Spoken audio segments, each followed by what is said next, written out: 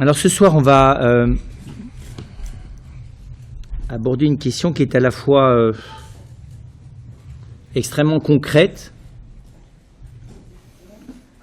et je vais essayer de l'aborder de manière concrète, et en même temps qui est une question extrêmement large, puisqu'il s'agit finalement du sens de l'humanité. Il ne s'agit pas simplement de chacun de nous. Il s'agit du sens ultime de l'histoire des hommes. Est-ce qu'à la fin, l'amour sera victorieux? Ça aurait pu s'appeler comme ça. Mais précisément, si on l'a pris sous cette forme, l'amour est-il toujours victorieux? C'est en essayant de partir de cette question concrète, qui est quand même une question humaine permanente. On peut dire qu'elle est plus importante que jamais, parce qu'au fur et à mesure que les hommes acquièrent un certain niveau de vie minimum matériel, autrement dit, au fur et à mesure que la survie physique n'est plus l'inquiétude immédiate permanente de l'homme, ce qui devient important, c'est la relation à l'autre. Et d'ailleurs, on peut dire aussi que quand l'homme s'enrichit, entre guillemets, trop, la première chose qui est altérée, c'est la relation à l'autre. Et donc, peut-être que l'amour est une question moins importante pour des êtres humains en situation de survie, bien que, parce qu'on voit que même dans la survie, finalement, la relation à l'autre est la seule chose qui peut encore apporter un peu de joie, de goût et de sens à une existence parfois menacée jour et nuit. Je pense aux zones de conflit, aux zones de famine, et puis à cette part de l'humanité qui est encore à s'inquiéter de pouvoir manger à sa faim, dormir sous un toit. Alors évidemment, on a envie de dire, si on part de l'expérience, on pourrait, pour paraphraser un livre récent, écrire un livre qui s'appellerait « Les 1000 formes de l'échec amoureux », quoi. Les 1000 nuances de l'échec. C'est-à-dire qu'en gros, l'amour est toujours victorieux? Bien sûr que non. Que je pense qu'il y a quelque chose d'élémentaire là. Bien sûr que non. Et que finalement, on ne peut pas juger quantitativement, mais l'extraordinaire variété des échecs de l'amour, pas seulement de l'échec amoureux, vous comprenez bien au sens du sentiment, mais de l'échec de la relation humaine. Hein. Alors je ne vais pas en faire l'inventaire, mais l'amour, il est défait, ou il est en état d'échec, il est non victorieux, des fois par désillusion. La perte de l'amour est d'avoir rêvé autre chose que ce qu'il est, et quand tout d'un coup ce rêve disparaît en un instant comme une bulle de savon qu'on fait éclater, ou bien au contraire disparaît progressivement, la désillusion est souvent le commencement d'un délitement et d'une disparition, ou finalement d'un non-mûrissement de la relation à autrui. Il y a évidemment une forme peut-être... il y a la trahison, qui est la forme la plus brutale, qui est en fait le déni de l'engagement envers autrui, surtout quand la trahison est un mensonge qui porte directement sur la relation. C'est-à-dire qu'on a dit à l'autre un amour qui n'existait pas. Voilà, où on a vécu d'une incohérence dans cette relation, qui fait qu'il y a toute une partie qui n'est pas dans la vérité, qui n'est pas dans la cohérence, qui n'est pas dans le respect. Des fois, ce n'est pas la trahison, c'est simplement la domination de l'un sur l'autre, ou la recherche de domination d'ailleurs des deux, des fois l'un sur l'autre. Donc des situations de désagrégation de la relation qui basculent dans des logiques maladives, on va dire ça, dans lesquelles des logiques de compensation maladive. Il y a aussi la désertion. Il peut y avoir un assèchement de la relation qui aboutit à une espèce d'évitement qui se transforme en désertion organisée de l'un, de l'autre ou des deux, qui fait qu'il faut être clair, il y a encore une relation de respect, mais il n'y a plus d'amour, et en tout cas, s'il y en a un, il n'est sûrement pas victorieux. Et les situations plus difficiles sont les situations d'épuisement, où malgré les efforts de l'un, de l'autre, des fois même des deux, il y a quand même une espèce d'impasse répétitive à se rencontrer, à se comprendre, à ne pas se blesser. Et des fois, cet épuisement aboutit lui aussi à une espèce de constat d'impossibilité, là aussi de délitement. Et la séparation peut se faire dans un respect, mais c'est un échec de l'amour quand même.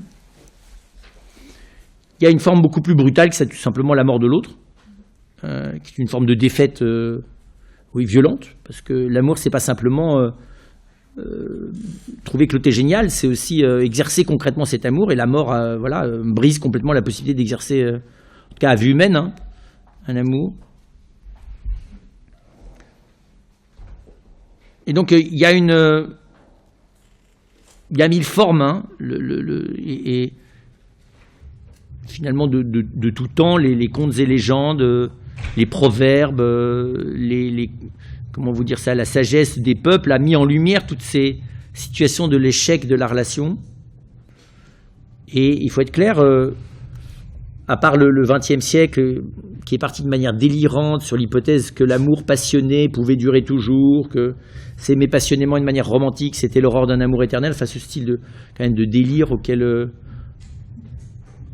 à part les gens ayant trop bu, personne n'a jamais pensé ce genre de choses, mais enfin nous on l'a tous pensé collectivement, puis on l'a tous cru. Voilà. Et on est tous en train de dessouler ce moment de délire collectif, dont on va voir qu'il n'y a pas de perversion derrière cet emballement. Il y a même, on le verra, moi je pense, une vraie aspiration spirituelle, mais une aspiration spirituelle qui s'est matérialisée.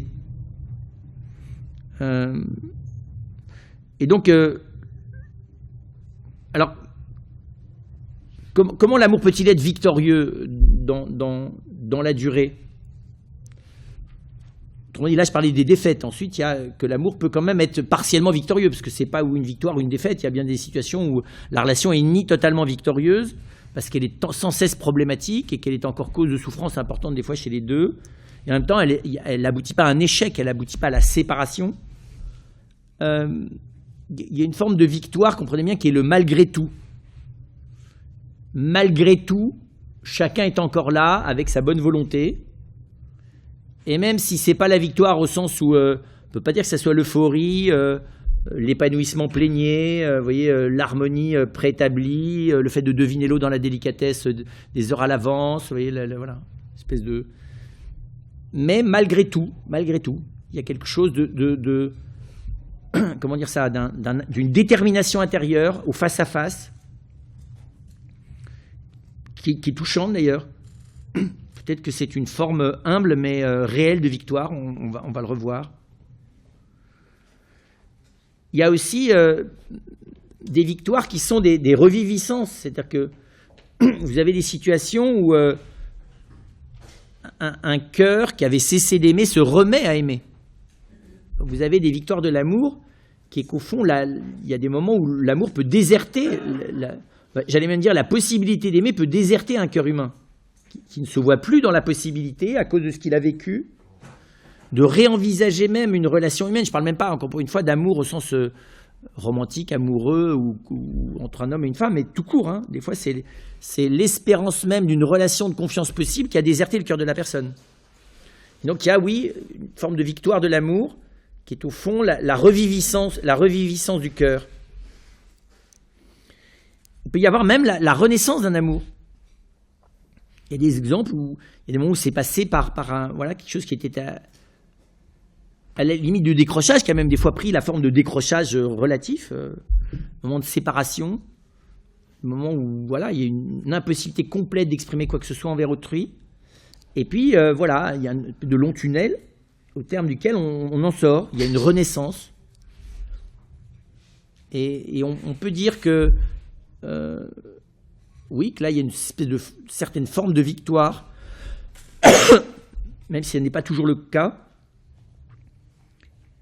Et puis, il y a une victoire plus plénière encore, que vous avez compris, victoire implique combat.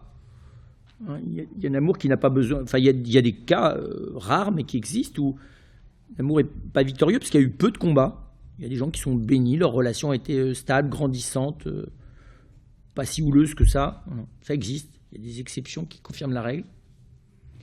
Mais là où la victoire est marquante, c'est quand la renaissance d'un amour ou sa reviviscence passe par le pardon, par la miséricorde. Émilie, il y a une place devant. Et donc où il y a quelque chose d'un appel à plus que les forces de chacun. Voilà, où, au fond, même s'il n'y a pas nécessairement la foi, il y a vraiment le désir de miser sur quelque chose qui, à vue humaine, vous voyez, où il faut redonner sa confiance, quoi, où il y a un acte volontaire qui va chercher presque des forces non visibles, une espérance non visible. Et c'est souvent d'ailleurs parce que d'autres, ayant traversé des situations analogues, disent si c'est possible. Certaines, voilà, c'est vrai que quand les gens témoignent d'avoir franchi un seuil qui semblait irréversible dans la séparation, qui sont revenus, où le pardon et la miséricorde a été vraiment victorieuse, avec des limites, hein, bah, ça sert de témoignage des fois à certains couples, à certaines relations amicales, pour aller, je vous dis, chercher quelque chose d'une espérance que l'impossible redevienne possible, sans rêver, bien sûr. Voilà, donc, le terrain concret de notre relation à l'autre, de notre amour, alors on pourrait prendre l'amour de Dieu, mais c'est pas beaucoup mieux, notre amour de Dieu, victorieux, enfin, il est en défaite quotidienne, donc quand déjà on en exprime le désir de manière régulière, c'est déjà pas mal. Comme on ne sait pas très bien ce que c'est que d'aimer vraiment Dieu, victorieux, il suffit de s'observer 15 secondes, quoi.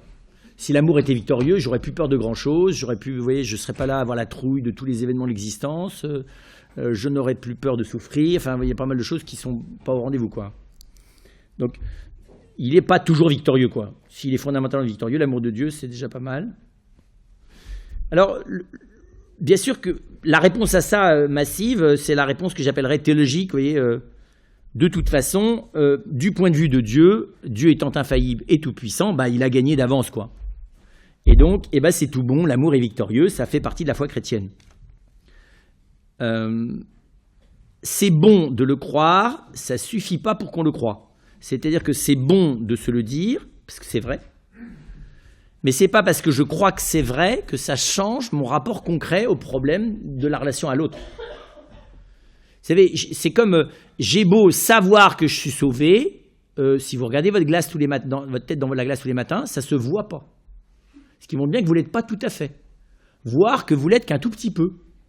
Alors vous allez me dire, oui, mais je le suis, pour l'essentiel, c'est que je crois vraiment que je ne serai pas damné. Ça, c'est un grand progrès. Parce que c'est sûr qu'il y a toutes les chances que vous ne soyez pas damné, quand même. Si c'est ça être sauvé, si vous voulez, c'est quand même être sauvé à minima, vous voyez. Ça ne suffit pas pour danser de joie, quoi. Et je vous dis, demandez-vous le matin, quel est le degré de salut en vous, quoi. Vous êtes un peu, beaucoup, passionnément sauvé. Quel pourcentage? Parce que des fois, je peux être sauvé, oui, je suis en pleine forme, mais je ne suis pas sauvé au point de dilapider mes biens au service des pauvres, quoi. Il ne faut quand même pas charrier, quoi. Je suis sauvé, mais je ne vais quand même pas me mettre à pardonner et à supporter le type là, qui m'énerve depuis 15 jours à l'entreprise et qui, quand même, il faudrait le remettre en place. Et qu'il n'y a qu'une seule manière, c'est quand même de lui fermer sa bouche, quoi. Mais par contre, je suis en pleine forme, donc je me sens sauvé sur le plan de la forme. Puis des fois, on est sauvé sur le plan du pardon, mais on ne l'est pas sur le plan de la forme. Donc c'est rare qu'on soit intégralement sauvé. Et je vous dis, j'ai beau savoir qu'à la fin, quand même, Dieu va tout récupérer et avoir cette confiance que Dieu sauvera tout, à condition qu'on se laisse sauver, oui, c'est vrai, et tout le problème est là. C'est qu'en gros, nous avons beau croire que l'amour de Dieu est victorieux et le différer sur le futur, la question est de savoir comment est-ce que ce futur pourrait devenir maintenant. C'est ça la question, l'amour est-il victorieux? C'est pas l'amour sera-t-il victorieux? C'est l'amour est-il toujours victorieux? Et donc, là, c'est très étonnant de voir que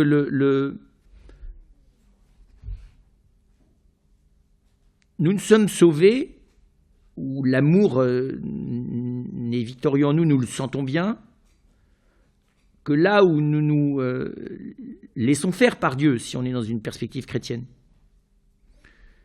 Et donc, et comme il y a plein d'endroits où on voit bien qu'on ne se laisse pas faire, non pas qu'on est contre le Seigneur, mais juste on mène notre vie, quoi, selon notre énergie, notre prudence et nos moyens à nous, et selon le principe dont vous savez très bien qu'il n'est pas évangélique, mais que nous pratiquons quand même de manière quotidienne, de manière concrète, c'est aide-toi, le ciel t'aidera.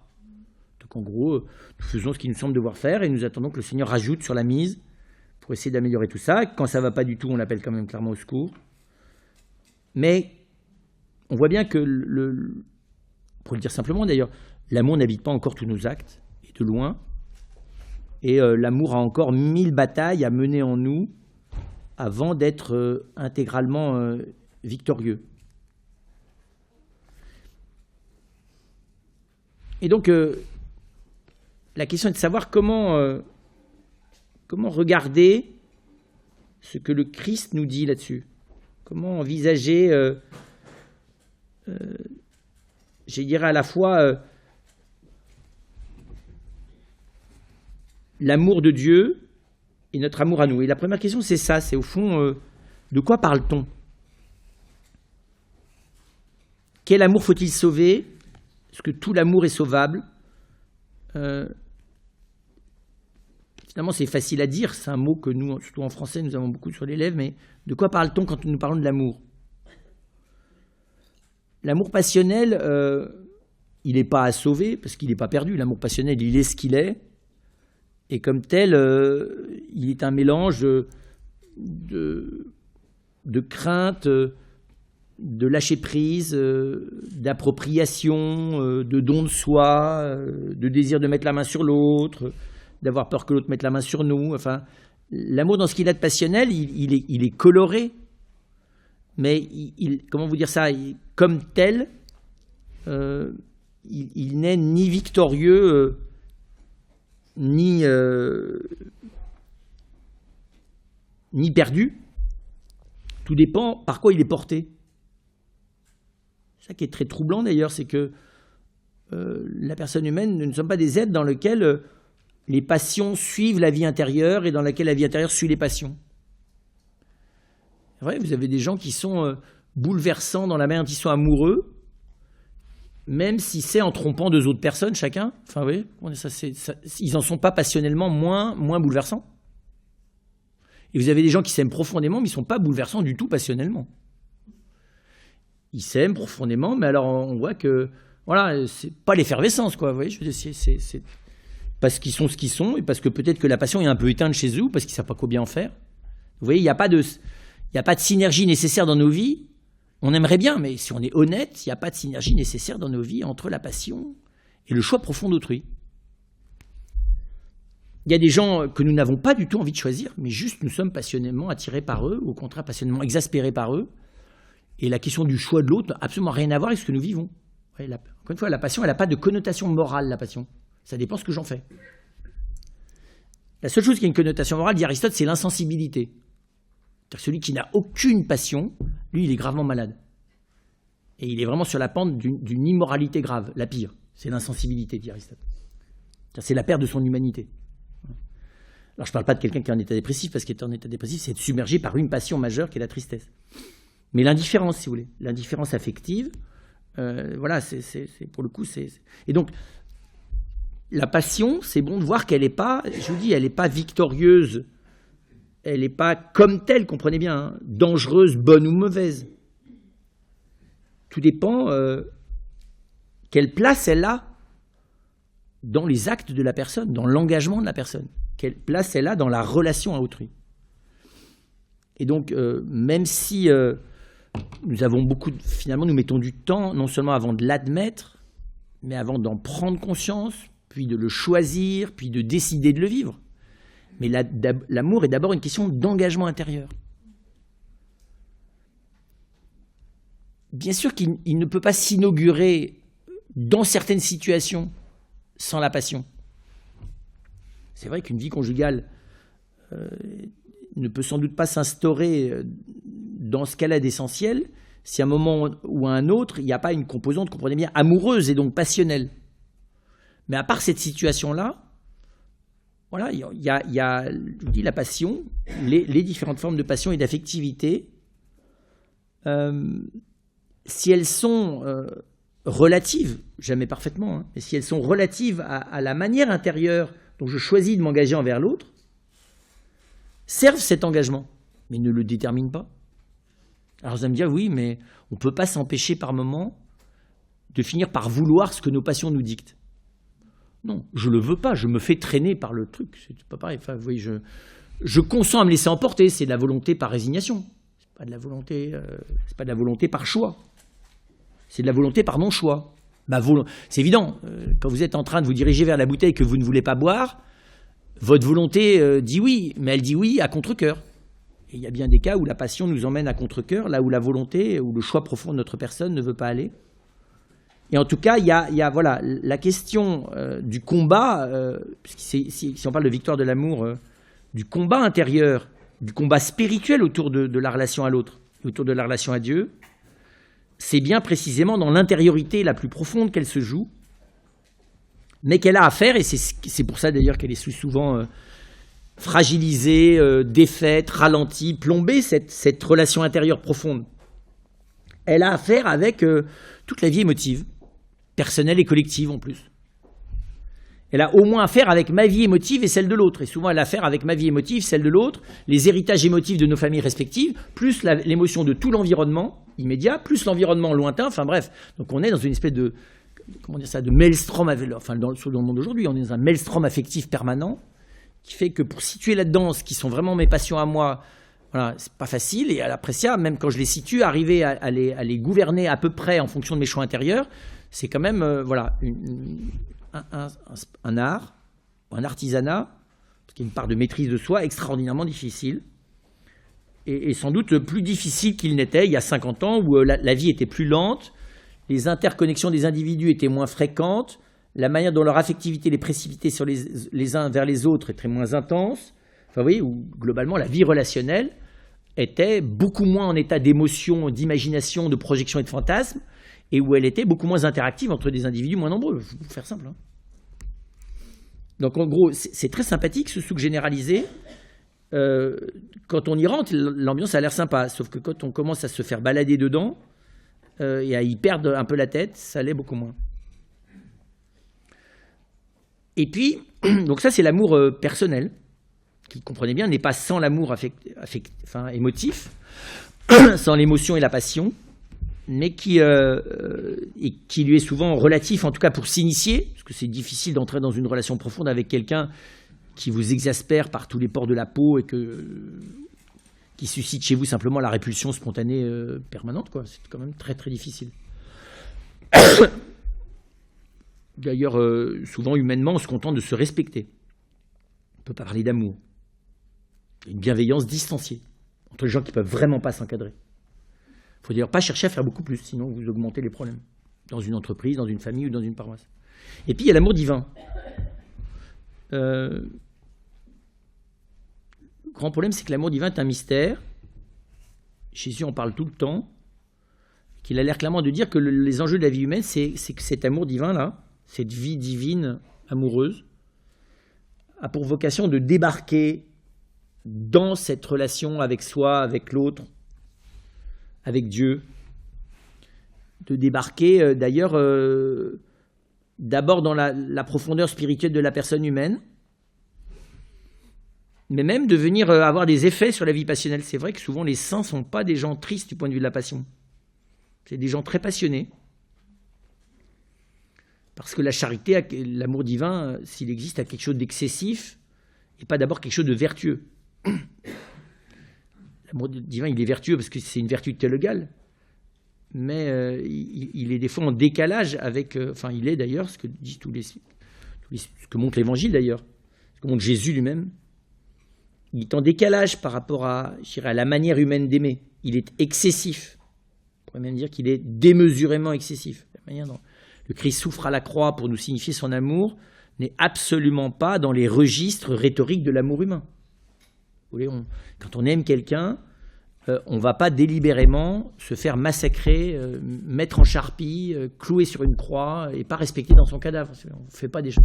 Ça n'est pas un langage d'amour au plan humain. Il faut arrêter ça. Il faut être un peu déviant sur le plan de la pathologie pseudo-chrétienne pour aller considérer que c'est tout à fait admirable à imiter héroïquement et que c'est ça la vraie manière d'aimer les autres. C'est pas vrai. C'est pas la bonne manière d'aimer les gens au plan humain. Ce qui montre bien que ça relève pas d'un registre simplement d'un amour humain héroïque. Et ce qui est très impressionnant quand on lit l'Évangile, c'est que le Christ, lui, ne semble absolument pas douter à aucun instant de la victoire de cet amour divin. Et là, c'est là que je pense que c'est bon d'entrer dans un dialogue, parce qu'on voit bien les apôtres, même après la résurrection, puis même nous, enfin, on a des objections quand même. Son non-doute, sa certitude, appelle le débat, parce que Jésus a des manières d'être certain face à l'existence même de l'échec qui dénie sa certitude, qui sont même spéciales. Lazare est mort et il se réjouit. C'est spécial. Quand vous perdez un ami, se réjouir qu'il soit mort, c'est particulier. C'est pas difficile à comprendre. Donc il y a dans le Christ quelque chose d'une vie intérieure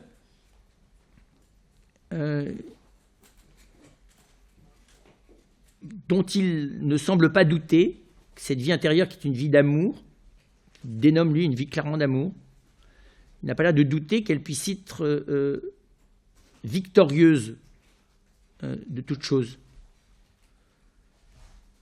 Mais évidemment, à la condition de son accueil. Enfin, vous voyez, cette victoire ne peut pas se faire en nous, sans nous. Et on voit que il semble même dire d'ailleurs que la condition de cette victoire, ce qui n'est pas facile à entendre, c'est sa passion. En gros, l'amour ne peut être victorieux, ne peut le devenir en toute chose, qu'à la condition qu'il meure sous la forme sous laquelle il meurt, c'est-à-dire dans ces conditions de souffrance intérieure et physique extrême, dans ce don de sa vie paradoxal qui d'ailleurs lui-même ne semble même pas suffire à cet amour, puisqu'il dit « j'ai soif », et que toute la tradition de l'Église l'a compris comme le fait que l'amour lui-même ne s'épuise pas dans l'expression de la passion. Cet amour de compassion, hein, démesuré, par lequel le Christ vient rejoindre tout homme dans sa souffrance, quelle qu'elle soit, et tout homme quel qu'il soit, n'est pas épuisé, n'épuise pas l'amour. Quelque chose, je ne sais pas qu'on dit ça, d'un potentiel de victoire et de transformation de vie très, très paradoxal, c'est que l'excès de la vie de Dieu dans le cœur du Christ se révèle au moment même où il va mourir.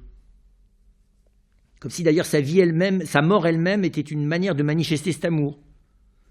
Si voyez, la mort du Christ faisait partie de la victoire de l'amour. C'est ça, c'est pas du paradoxe pour jouer avec les mots, c'est ça que Jésus dit. C'est ça qu'il a l'air de dire en tout cas. Ça peut ne pas nous plaire, hein. Mais dans l'évangile de Jean, à la différence des synoptiques, c'est très clairement ce qu'il dit. Sa glorification, c'est de mourir comme ça sur la croix, c'est de mourir. Pas pour avoir l'auréole des gens courageux, mais c'est sa manière à lui d'exprimer la victoire. La victoire n'est pas dans la résurrection. La victoire, elle est dans le don. Et Jean a même l'air de dire que, quand le côté de Jésus est ouvert par la lance du soldat, que c'est ça finalement le dernier mot des derniers mots, quoi. Dans le silence même de sa mort, le fait mécanique, hein, biologique, tout bêtement biologique, corporel, du jaillissement du sang et de l'eau, est compris par Jean comme quelque chose qui dépasse infiniment le pur phénomène, la pure absurdité du geste du gardien, et le pur phénomène du jaillissement de sang et d'eau, qui est un détail quand même, vous l'accorderez, un peu macabre. Et donc on voit bien que là, on est dans un registre, dans une lecture, vous voyez, tout simplement, je dirais dans un mode d'amour, dont il faut simplement admettre que nous sommes spontanément assez loin. Alors, comment le Christ propose d'entrer là-dedans ? Comment est-ce que... parce que pour pouvoir répondre à cette question, l'amour est-il toujours victorieux ? Il faut bien que j'apprenne à entrer dans cette... d'entrevoir de quel amour parle Jésus, puisque lui a l'air de considérer que l'amour dont il parle et dont il vit est capable d'être toujours victorieux, à part le refus délibéré de notre part qu'il le soit. Et je vous dis, c'est là qu'on voit que l'amour de Dieu n'est pas du tout dans le prolongement de nos amours humains. Ce n'est pas un super amour humain. Parce que je dis, on ne se comporterait pas comme ça. Si Dieu, c'est simplement un super papa, un super maman, un super pompier, un super manager, un super docteur, un super protecteur de l'humanité, un super bénévole de ONG, un super quoi, super. C'est évident que les choses ne seraient pas du tout comme elles sont, depuis le début d'ailleurs. Parce que déjà, ils ne nous auraient pas fait à ces conditions de fragilité qui sont les nôtres. Parce que les gens super, ils n'engagent pas des projets qui sont déjà à moitié foirés dans leur conception originelle. Ils assurent, si vous voulez. Voilà. Sauf quand ils commencent à être dans l'état d'échec, parce que leur super compétence les a pas du tout empêchés que les autres soient malheureux, et là, tout d'un coup, ils sont plus super du tout. Voilà. Ben, c'est là que Dieu commence à nous dire quelque chose. C'est dans le moment où, précisément, c'est pas d'abord dans la puissance de l'amour que Dieu vient nous parler. Puisqu'il vient nous parler à l'intérieur même de l'échec de l'amour. Donc il n'y a pas d'échec plus flagrant de l'amour que ce qui se passe à la croix. Comprenez bien, comment peut-il y avoir un échec plus immensément effroyable de l'amour que la manière dont Dieu vient, dans l'extrême de ses possibilités de respect de la personne humaine, nous dire qu'il nous aime à l'infini, jusque dans la chair, qu'il est prêt à tout porter et qu'il n'y a aucune situation humaine dans laquelle il ne viendra pas nous rejoindre, qu'autrement dit, il n'y a aucune situation dans laquelle l'homme ne sera plus jamais seul, jusque dans sa chair et dans le détail de sa souffrance. Et à ce moment-là, il se fait simplement massacrer pour avoir essayé de dire ça. Alors rassurons-nous d'ailleurs, ou inquiétons-nous, d'ailleurs il n'a pas été massacré que ce jour-là. Nous le massacrons régulièrement pour les mêmes raisons dans nos cœurs. Parce qu'évidemment, à venir avec ce type de propos n'est pas tout à fait ce que nous attendons de Dieu. Nous, ce que nous attendons, c'est un super amour. C'est de l'énergie, c'est de l'enthousiasme, c'est de la régénérescence, c'est du boost, quoi. C'est une bonne injection, quoi. Un peu de la cocaïne divine, un truc, quoi. Potion magique, le truc qui te renouvelle, quoi. Tu sors de là, on a tous vécu ça, le soir de Pâques, on chante Jésus est ressuscité, il est vraiment ressuscité, on se dit ça y est, c'est ça la victoire de l'amour. C'est pas faux en plus. C'est vrai, bien sûr que l'amour est capable d'être victorieux dans les moments où tout va dans le sens humain des choses heureuses. Il n'y a pas de difficulté. Ça n'est pas contraire à la victoire de l'amour que de nous donner par moments une énergie merveilleuse. Mais, comment dire ça, c'est pas là que l'amour de Dieu se révèle en propre. C'est pas là que je comprends ce qu'est son amour. D'accord ? Ça fait partie des effets de son amour. D'ailleurs, c'est même vrai dans la vie humaine. Vous pouvez manger un super repas chez des gens très sympathiques.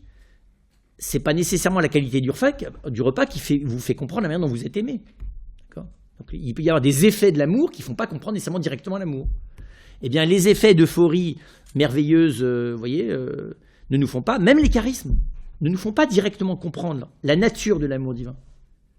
Par contre, ils nous aident à découvrir que cet amour n'est pas contraire.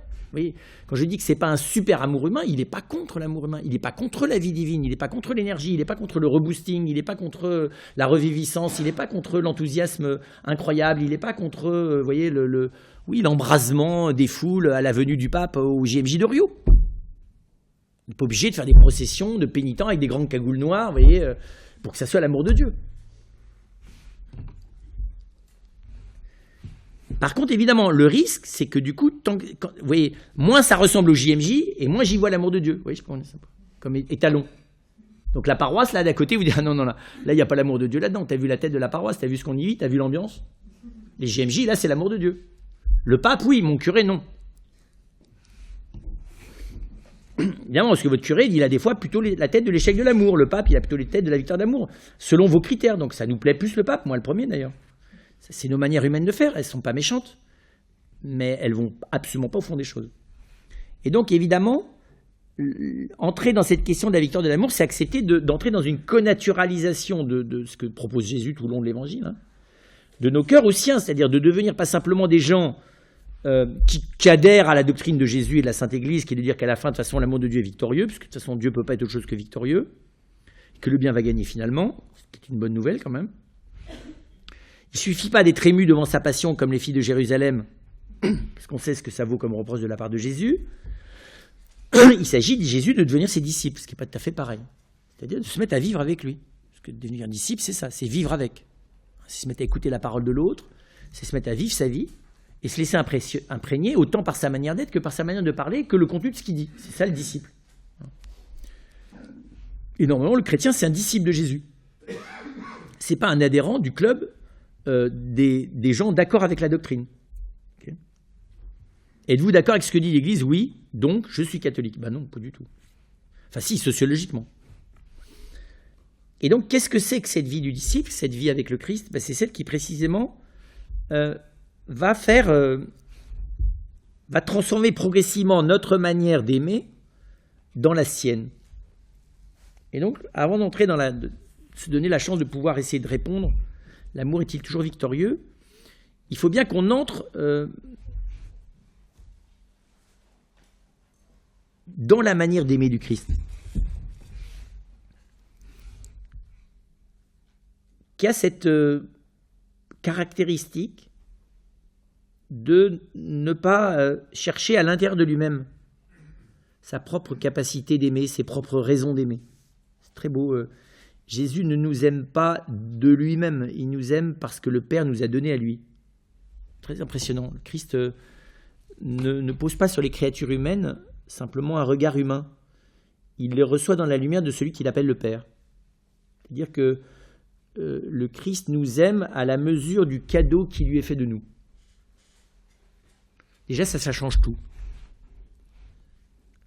C'est pas la même chose de choisir quelqu'un parce que nous l'aimons bien, il y a un intérêt humain, un partage spirituel même, parce que nous admirons l'autre, parce qu'il est édifiant, parce qu'il nous encourage, parce qu'il nous soutient, parce qu'il nous comprend, enfin des milliards de raisons. C'est toutes des bonnes raisons d'aimer. Mais c'est clair que le Christ n'aime pas à cette raison-là. Il le dit très clairement, le Christ aime à la raison du don que le Père lui fait de chacun de ceux qu'il aime. Je vais dire c'est astucieux, c'est pas que c'est astucieux, mais ça change tout. Parce qu'évidemment, la mesure du don que le Père nous fait de l'autre n'est pas tout à fait la même que la mesure de nos choix. Or, nous, on n'est pas du tout habitués à ça.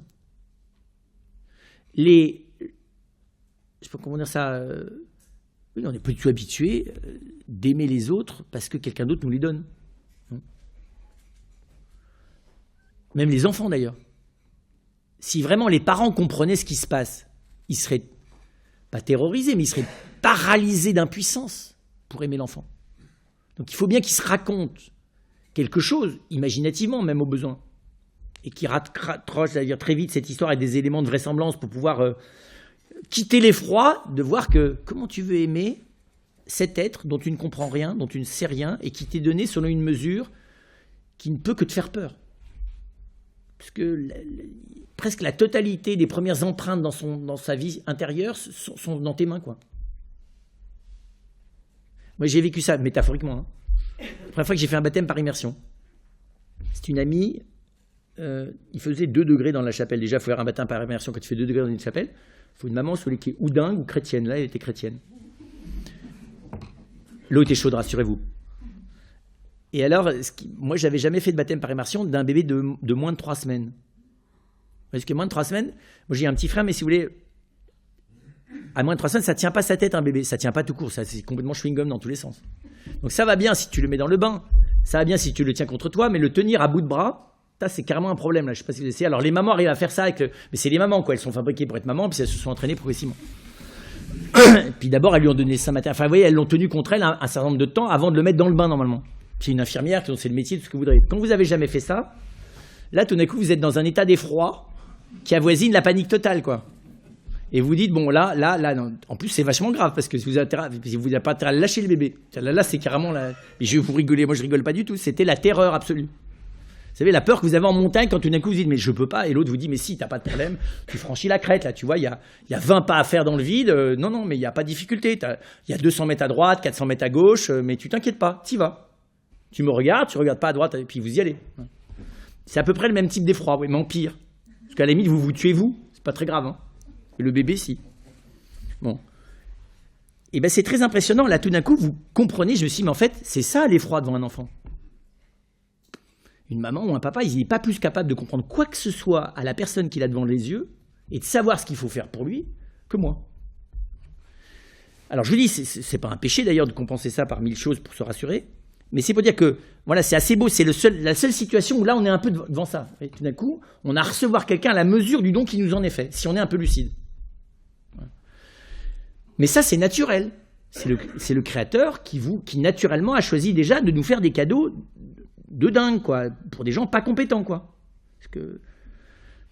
Donc ça, déjà, c'est très impressionnant. Ça devrait suffire à nous donner à méditer longuement sur le degré de confiance vertigineux que Dieu nous fait.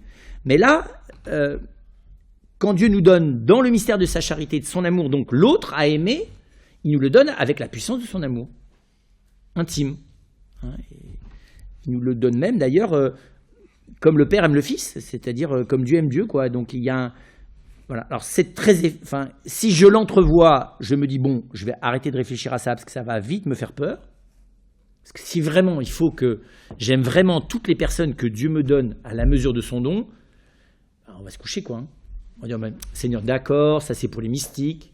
Moi, je commence par mes enfants, mes petits-enfants, mon mari, mes parents, ma belle-mère, c'est déjà difficile, ou mon beau-père, voilà. Mes collègues, voilà, tu vois, on va commencer par ça. Après, on verra.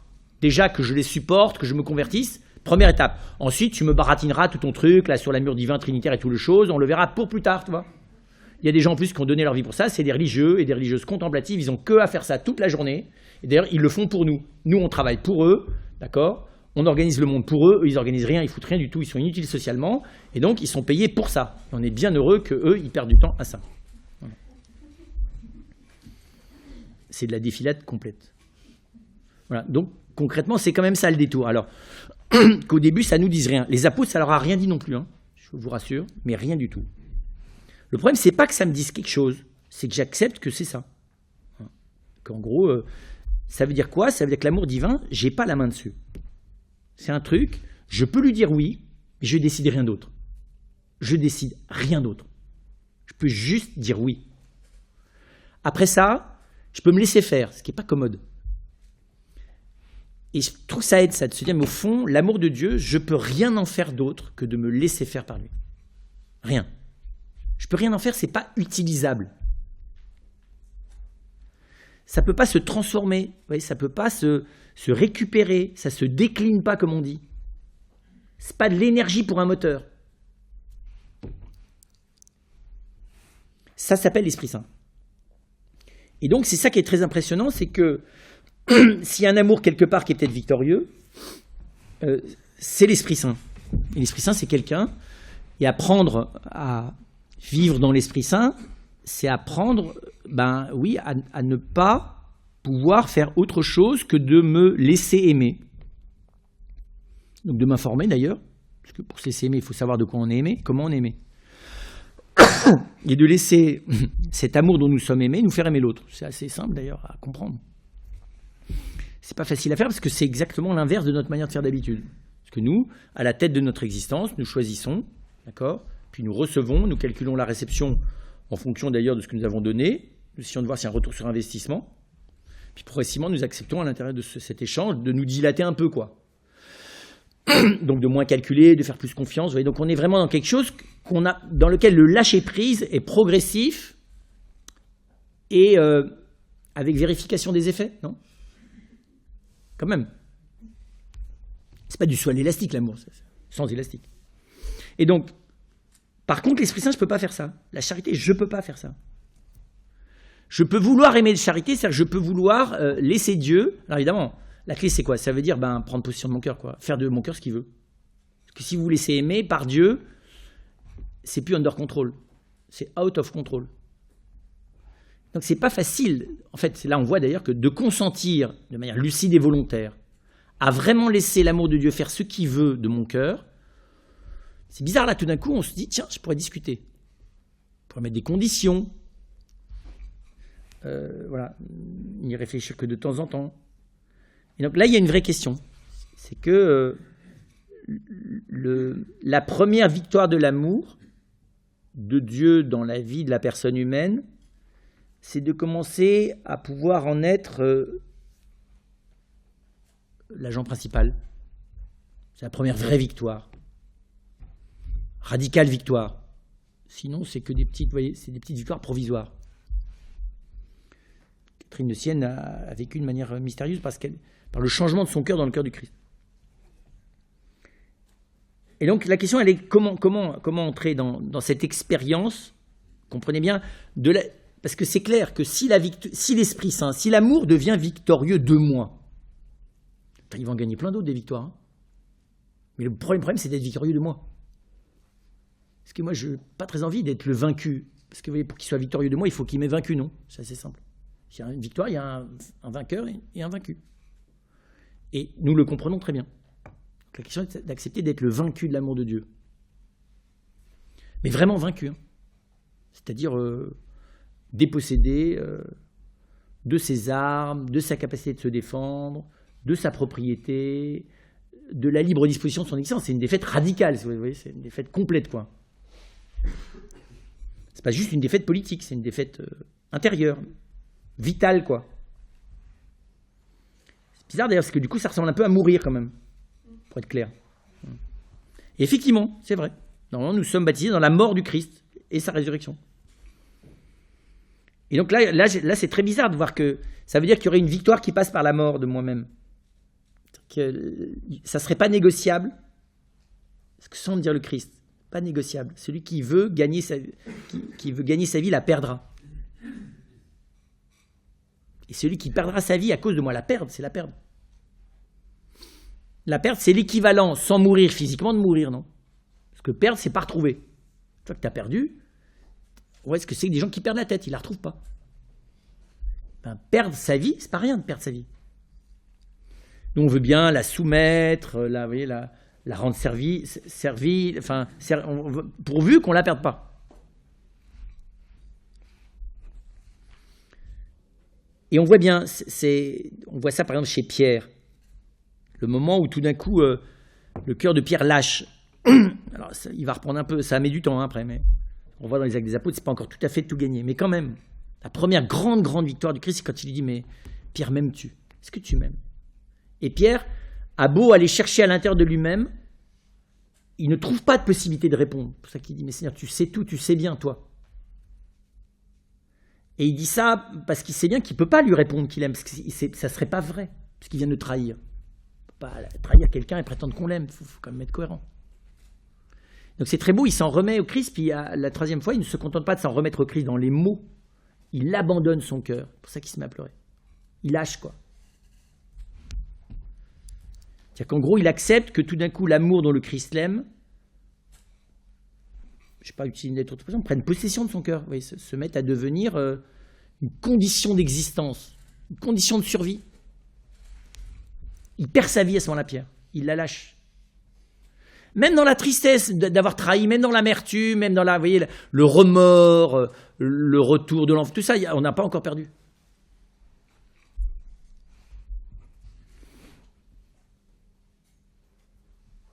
Du coup,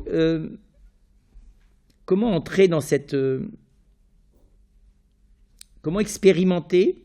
Quels sont les lieux où j'expérimente cette victoire effective de l'amour surtout? C'est très bizarre d'ailleurs aussi que quand tout d'un coup l'amour de Dieu débarque vraiment dans notre cœur, il devient victorieux de toutes les défaites que nous avons vécues au préalable. C'est très bizarre, c'est rétroactif, c'est très étonnant. C'est comme si même mes défaites sont comme des conditions de préparation de cette victoire. C'est très étonnant ça. Même mes défaites sont des victoires. Très bouleversant. C'est vrai, le moment où vous allez avouer vos fautes, alors sauf si vous vous cramponnez à vos fautes, que vous en faites des bibelots, vous faites de l'entomologie de vos fautes, et que de toute façon, Jésus a beau vous dire qu'il vous a pardonné, vous êtes tellement fasciné par vos fautes, bien plus qu'en par son pardon, que vous continuez à les méditer. Mais normalement, bien sûr que c'est bien de regretter ses fautes, mais c'est mieux de les lâcher. C'est-à-dire d'accepter que chacun de ces actes qui m'a meurtri peut devenir, par la meurtrissure qui m'a causé, le lieu même de la surabondance de la vie. C'est ça l'expérience concrète du pardon. D'accord ? C'est qu'à l'endroit même où je me suis meurtri et où j'ai meurtri autrui, la vie peut venir. Qu'à l'endroit de la mort, la vie passe. Comme dit saint Bernard, que la vie repasse par les pas de la mort. Et que là, le temps n'est rien, paradoxalement. Alors, vous allez me dire, oui, mais l'autre, lui, il est toujours dans son truc, il ne m'a toujours pas pardonné. Peut-être. De mon côté.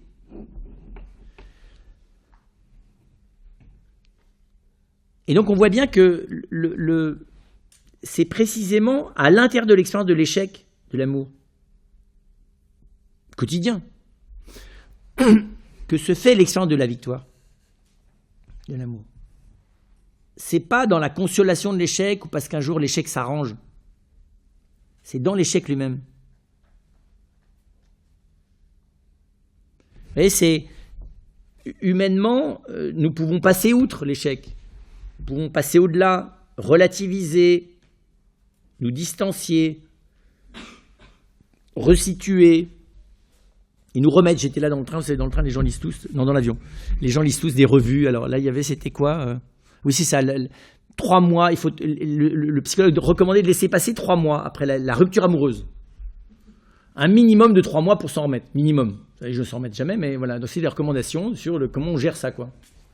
C'était marrant parce que les uns c'était l'amitié, l'autre la rupture amoureuse. Enfin, tout le monde était là-dedans, quoi. Chacun avec son petit journal, selon les âges respectifs des unes et des autres. C'était plutôt des femmes qui lisaient ça. Mon voisin, qui était un homme, jouait plutôt avec des espèces de jeux débiles. Un peu pour les gamins de 8 ans, quoi. Et donc, on voit bien que accepter que l'échec soit le lieu de l'expérience d'une victoire, ça n'est pas possible sans que, comprenez bien, ma manière même humaine d'envisager cet échec, de le vivre, de le souffrir, j'accepte qu'il puisse être visité par le Seigneur. Ça ne veut pas dire que psychologiquement ça va changer mon amertume ou mon ressentiment ou ma colère ou mon dépitement, mais d'accepter que quelqu'un puisse visiter cet endroit, visiter le vécu de l'échec. Visiter l'échec lui-même, parce que l'échec, il n'existe que dans le vécu, vous comprenez? Donc accepter que ça devienne la vie d'un autre avant d'être la mienne, pour faire simple. Accepter de laisser passer devant, à l'intérieur même de mon malheur, c'est le mystère de l'Esprit Saint, l'amour du Christ. Et donc là, on voit bien que tout ça, vous comprenez bien, ça n'enlève pas mon cœur, mais ça vient greffer dans mon cœur une autre manière de vivre. Alors, bien sûr qu'on aimerait bien le comprendre, mais on voit bien que ça ne se passe que par l'échec. C'est très mystérieux, ça. Ça ne se passe que... Il n'y a que dans l'expérience humaine de l'impuissance d'aimer que nous pouvons faire l'expérience très pauvrement au début, en le croyant, c'est-à-dire en accordant crédit à Jésus que c'est possible alors que je ne le ressens pas. Il n'y a que là, et encore une fois, des fois avant de le ressentir, il peut y avoir des années, ce n'est pas la question. Je peux croire avec certitude que les gens sont en train de creuser le tunnel sous la Manche, même si je les vois en émerger 4 ans plus tard. C'est la même chose dans le travail de l'Esprit Saint. Le crédit qu'on accorde aux hommes, on ne l'accorderait même pas à Dieu. Alors on me dit, oui, mais c'est mon cœur. Bah oui, mais alors mon cœur, c'est bien plus profond que le peu de perception émotive que j'en ai. On est très à la surface des choses avec nos émotions. J'ai rien contre les émotions. Et je veux dire qu'elles sont fausses. Et elles ne sont pas complètement découplées de la profondeur. Mais c'est comme la mer. Il y a des moments où la mer, vous la regardez et vous voyez à des centaines de mètres en dessous. Puis il y a des moments où vous ne voyez rien plus en dessous de quelques centimètres. L'océan en état de tempête, vous avez beau le regarder en altitude, vous n'y voyez rien. Alors que le même océan à l'état calme, vous y voyez à des centaines, voire des milliers de mètres. Et donc c'est très étonnant que vous voyez, ça veut dire quoi? Ça veut dire que tout bêtement, l'échec de nos relations humaines avec nous-mêmes, avec autrui, quel que soit autrui, et même avec Dieu, est un lieu privilégié en fait de l'expérience effective du salut par Jésus crucifié. C'est tout simple à dire. Du coup, l'éjection, elle se fait puisque c'est dans l'expérience de l'échec que moi-même je peux faire l'expérience de ne pas y être seul. Je vous dis, à cette condition, que le fond de ce que je suis, le réceptacle de mes émotions, puisque c'est ça notre cœur, le réceptacle de mes décisions, le lieu de mon je profond, ne me soit plus le lieu de la solitude et de mon autonomie, mais un lieu dont je transfère la propriété avant de m'en déposséder effectivement. Vraiment, chaque fois à Pâques, le soir de Pâques, vous re-signez le transfert de propriété. Enfin, vous voyez, vous rafraîchissez. C'est fait, le transfert. C'est le jour du baptême. Mais vous relisez, on vous relit solennellement ce que vous avez fait ce jour-là. C'est vrai, d'ailleurs, moi je trouve que les gens mariés devraient relire tous les ans le Code civil. qui est un chef-d'œuvre, enfin avant qu'on le révise là. Mais jusque-là, c'était un chef-d'œuvre, un petit chef-d'œuvre. Je trouve que les couples devraient, une fois par an, relire le Code civil. Je n'ai rien contre le fait qu'ils réécoutent l'homélie de leur mariage, hein. Mais je pense que le Code civil est mieux fait. Parce que l'homélie du mariage, elle était pour la grâce du jour du mariage. Elle n'est pas nécessairement valide, pas un engagement de l'Esprit Saint, parce que ça soit de plus en plus valide au fur et à mesure de... Par contre, le Code civil, il a été pensé, en plus c'est des chrétiens qui ont manifestement inspiré cette partie-là. De manière analogue, voilà, nous relisons les promesses de notre baptême et nous confirmons que nous nous sommes bien engagés à ça. Ça s'appelle un transfert de propriété, mais je peux continuer à loger dans un endroit que j'ai vendu à un autre. Hein, ça s'appelle. L'autre, il a la nue propriété, mais j'ai toujours l'usufruit, enfin l'usage. Voilà. Le problème, c'est la cession d'usage. Le vrai problème, c'est la cession d'usage. C'est pas les droits de propriété. De toute façon, qu'est-ce que j'en ai? De toute façon, à transférer la propriété de mon cœur au Seigneur, vu comme il est flanché, mon cœur, enfin, vous voyez, vu l'état des lieux, c'est même pas un truc d'occasion, quoi. C'est vraiment une épave, quoi. Donc, juste à Jésus qui s'occupe il est propriétaire de l'épave et surtout qui t'a promis qu'un jour, ce sera un lieu merveilleux. Donc, tu n'as pas de problème pour lui transférer la propriété. Le problème, c'est l'usage de l'épave. Vous savez, les vieux pulls troués. Enfin, nous, dans la vie religieuse, on sait ça parce qu'on peut porter des vieux pulls troués 30 ans sous notre habit, personne ne le voit. Le vieux truc que je ne veux pas lâcher, l'usage, l'attachement à l'usage de notre cœur. Et bizarrement, nos souffrances nous rendent encore plus attachés à l'usage, vous voyez, par nous-mêmes de notre cœur, parce qu'on a toute une espèce de tragédie, même de l'échec. Vous voyez. On savoure l'échec, on y rajoute une amertume qui nous fait presque plaisir. Enfin, c'est très bien, on est des gens compliqués. Hein. On n'est pas toujours très clean au fur et à mesure du temps. Normal, ça s'appelle les bénéfices secondaires. Et donc, précisément, être progressivement désapproprié, on va dire ça comme ça, désapproprié de l'usage de notre cœur pour qu'il devienne d'ailleurs encore plus le nôtre. Voilà, ça se fait. Alors, comment ça se fait? Des fois, ça se fait aussi en accueillant autrui vivant de l'échec. Parce que des fois, j'y arrive pas dans mon propre échec. Mais je vois bien que, et c'est ce qu'on voit, c'est ce que Jésus fait avec Marie-Madeleine. Marie-Madeleine, elle est dans le méga échec absolu. Elle n'a pas réussi à le persuader de ne pas faire ce qu'il a fait. Elle n'a rien pu atténuer de la souffrance qu'il vivait. Elle n'a même pas pu embaumer son corps. C'est les hommes qui s'en sont chargés. Et là, elle essaye quand même de pouvoir enfin faire quelque chose qui est quand même d'aller rattraper ce que les hommes ont à moitié fait.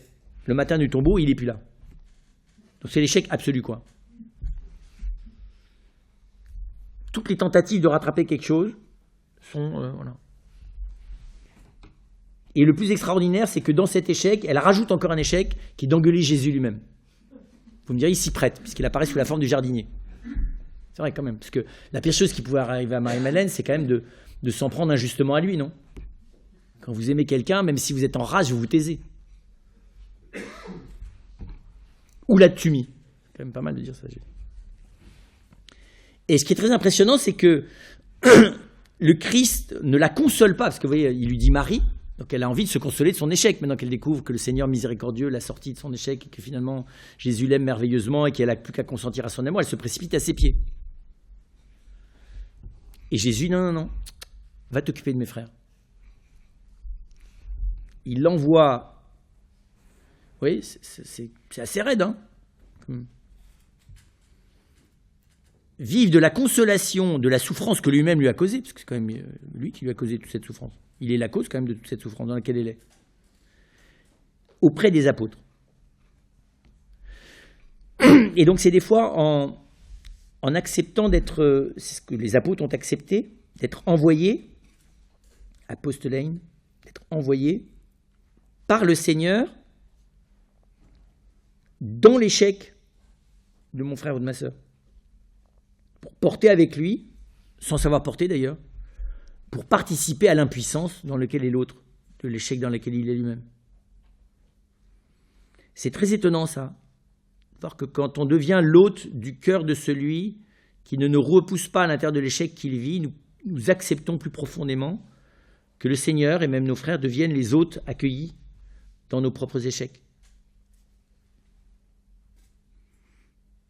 Et mystérieusement, et là, nous entrevoyons que l'amour puisse être victorieux de toute chose. Est-ce que dans cet endroit-là, nous laisser visiter par l'amour du Christ à l'intérieur de notre impuissance d'aimer, nous fait expérimenter de manière mystérieuse un mélange sur lequel la petite Thérèse a beaucoup médité, de l'amour et de la souffrance. si l'amour pouvait habiter la souffrance. Comme s'il n'y avait pas de limite même à ce que l'amour puisse habiter la souffrance. Comme si la souffrance, qui est pourtant normalement ce qui empêche l'amour d'être là, parce que la souffrance, elle nous replie sur nous, elle nous met en état de répulsivité à l'égard de sa cause. Enfin voilà, la souffrance a des milliers d'effets qui sont étrangers à l'amour. Et c'est très mystérieux de voir comment est-ce que la souffrance de l'impuissance d'aimer, la souffrance de ne pas être aimé, l'impuissance de l'échec de l'amour de la part d'autrui envers moi, ou de la part de moi envers autrui, ou de la part de moi envers moi-même. La souffrance de l'absence apparente de Dieu, donc de l'échec apparent de son amour dans mon existence. La souffrance de mon infidélité, d'ailleurs radicale, à ne rendre grâce que pour le 1/100000e de ce que Dieu fait pour moi. Mystérieusement, cette souffrance, quand elle est visitée par l'amour de Dieu qui ne m'y laisse pas seul,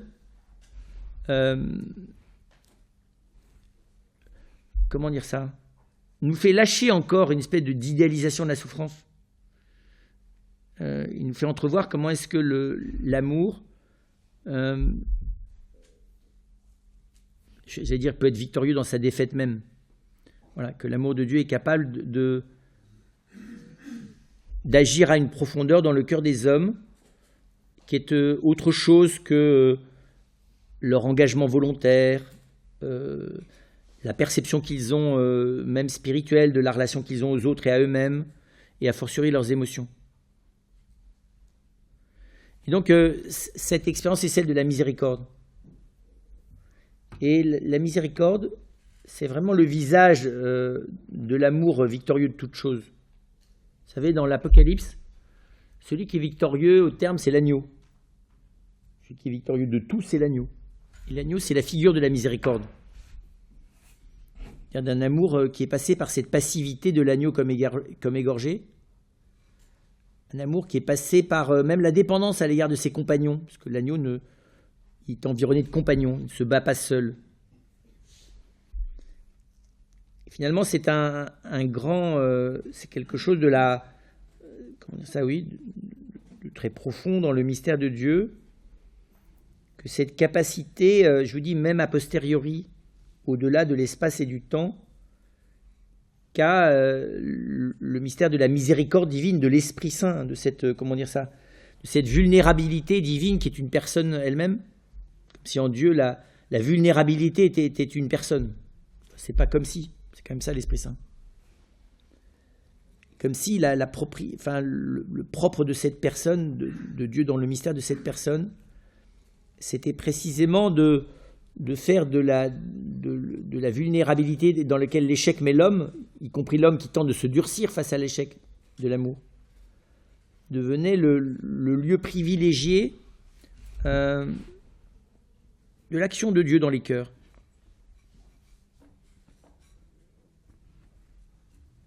Alors, si je m'étais posé du coup une question, on pourrait dire, mais ça veut dire que oui, peut-être que toute chose est sauvable par l'amour, à la damnation près. Vous savez, c'est une grande question, ça. Alors, des hommes damnés, on ne sait pas s'il y en a. L'Église s'est jamais engagée pour. Elle n'a jamais dit qu'il n'y en aurait pas non plus. Elle dit que l'homme a la possibilité de refuser définitivement l'amour de Dieu, que ça fait partie de sa liberté. Mais il y a les anges, de toute façon. Et c'est vrai, je me disais, mais au fond, nous, psychologiquement, de nouveau, et humainement, nous vivons la damnation comme une limite, comme un échec de l'amour. C'est quand même l'échec complet de l'amour. C'est pour ça qu'à une période, celle déjà d'origine, puis de manière récurrente, on dit, mais à la fin, quand même, Dieu, il va être gentil, quoi, les pauvres anges, là, il va quand même leur faire miséricorde. C'est imaginativement gentil, c'est ne pas comprendre du tout ce que sont les anges. Bon, c'est pas grave. Parce qu'évidemment, les anges, nous les imaginons à l'image de nous. Nous, c'est très compliqué, quand même, je vous dis, parce qu'on se connaît tellement peu. D'aller déraciner tout au fond de nous-mêmes l'amour, il faut quand même beaucoup s'organiser personnellement et collectivement. Mais je pensais à l'ange et je me disais, mais comment vous dire ça, non, c'est pas un échec, puisque c'est la célébration de la liberté. Nous voyons, comprenez bien, nous voyons la damnation comme une horrible souffrance. Non, c'est un terrible choix, c'est pas pareil. C'est une extraordinaire célébration de la liberté de la créature. Alors nous avons du mal pour notre petite émotivité, notre petite affectivité. C'est dans la foi que j'affirme ça, c'est pas dans la représentation. Mais c'est vrai que, comment dire ça, la victoire de l'amour, c'est aussi la liberté. C'est l'irréversibilité de la confiance. Jusque dans le libre choix de la créature, qui, si elle veut décréter que son bonheur passera par l'inverse de ce qui naturellement et surnaturellement est fait pour être le sien, même là, la victoire de l'amour consiste à neutraliser définitivement l'effet qu'elle peut avoir sur les autres, ça c'est clair. Mais, voilà, pas à le priver de cette liberté. C'est ça qui est très difficile pour nous à admettre, mais ce qui montre bien que la victoire de l'amour, c'est tout autre chose que le rétablissement d'une vie heureuse et tranquille, de gens gentils qui font bien tout ce que Dieu leur demande. C'est vraiment quelque chose qui s'opère dans la profondeur des cœurs et de la communion des cœurs et des personnes, dans ce qu'on appelle la communion des saints, et d'une manière qui est très concrète, qui est très dans la vie quotidienne, mais qui est très dans le profond de la vie quotidienne. Et qui, alors pour finir dans l'autre sens, mystérieusement, l'Esprit Saint se sert de toutes petites choses. La victoire de l'amour, la victoire sur l'échec, la victoire sur l'impuissance, la victoire sur la souffrance, vous l'avez compris, radicalement, elle se vit par le consentement. Et le consentement, c'est un consentement à l'amour de Dieu. Et le consentement à l'amour de Dieu, c'est le consentement de nouveau à tout ce qu'il me donne, CEX, qu'il me donne à aimer, et tout ce qu'il me donne, CE, à vivre. Et tout ce qu'il me donne à vivre, c'est des milliards de toutes petites choses. Ce CEX qu'il me donne à aimer, c'est beaucoup, mais même ceux qu'il me donne à aimer, il me les donne à aimer à travers des milliards de petites choses. Vous voyez, je sais pas comment dire ça. La grandeur de la personne humaine n'est faite pour aimer dans l'amour ne peut être aimée dans l'amour de Dieu qu'à travers le fait d'être accueilli à chaque fois comme un immense trésor, mais dans une petite chose. Nous avons du mal, vous voyez. Et souvent, c'est pour ça que je reviens sur ma proposition du départ, la plupart du temps, l'amour échoue parce que nous l'imaginons grand. Or, l'amour, il n'est pas grand, il est fait pour être profond. Pas grand, c'est profond. Et il n'y a pas d'incompatibilité entre la profondeur et les petites choses. Entre la profondeur et le détail. C'est Christian Bobin qui montre ça de manière... C'est bien quelque chose que Christian Bobin démontre de manière éblouissante. C'est qu'il n'y a pas de profondeur sans détail. Et qu'il n'y a pas de vrai détail de l'existence sans profondeur. Sans grandeur, oui. Et la vocation de l'homme, c'est pas la grandeur, c'est la profondeur. Pour ça, d'ailleurs, qu'il y a des grands et des petits, vous avez vu. Mais on n'est pas plus ou moins profond à la naissance. Il y a des gens, ils font 2 mètres. Il y a des gens, ils font 1,50 m. Il y a des costauds, il y a des moins costauds. Il n'y a pas des plus ou moins profonds. La profondeur, c'est vraiment le propre de l'homme. C'est ce sur quoi, c'est la dimension dans laquelle l'amour nous travaille. Et précisément, être élargi dans l'amour, être approfondi dans l'amour, c'est recevoir ce cadeau inimaginable que Dieu nous fait de l'autre, et que Dieu fait de nous à l'autre, dans les micro-consentements de des petites choses, quoi. Bref, c'est pour dire qu'il y a pas mal de rééducation à vivre, quoi. En gros, nos représentations héroïques de l'existence sont de représentations qui ne dépassent pas 4 ans et demi. Enfin, 10 ans.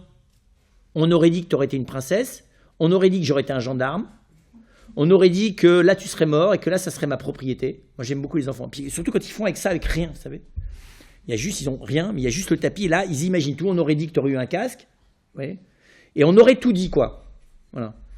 Et en fait, plus ça va, plus j'avance, je me dis, mais en fait, on a un mal fou à sortir de ça, quoi. Même à 75 ans, on est encore là-dedans. On aurait dit que tu aurais été grand-père, on aurait dit que tu aurais eu de l'argent, on aurait dit que tu voudrais quelque chose, on aurait dit que tu aurais une reconnaissance sociale, on aurait dit que tu aurais été vertueux, on aurait dit que tu aurais été un bon catholique, on aurait dit plein de choses. Sauf que ta vie, elle est parfaitement ailleurs, quoi. Mais parce que quand vous aurez dit tout ça, là, les enfants, sauf qu'il y a juste un tapis avec 2 gamins, quoi. Il n'y a pas de princesse, il n'y a pas de gendarme, il n'y a pas de casque, il n'y a personne qui est mort, tout le monde est vivant, il y a juste un tapis. Voilà.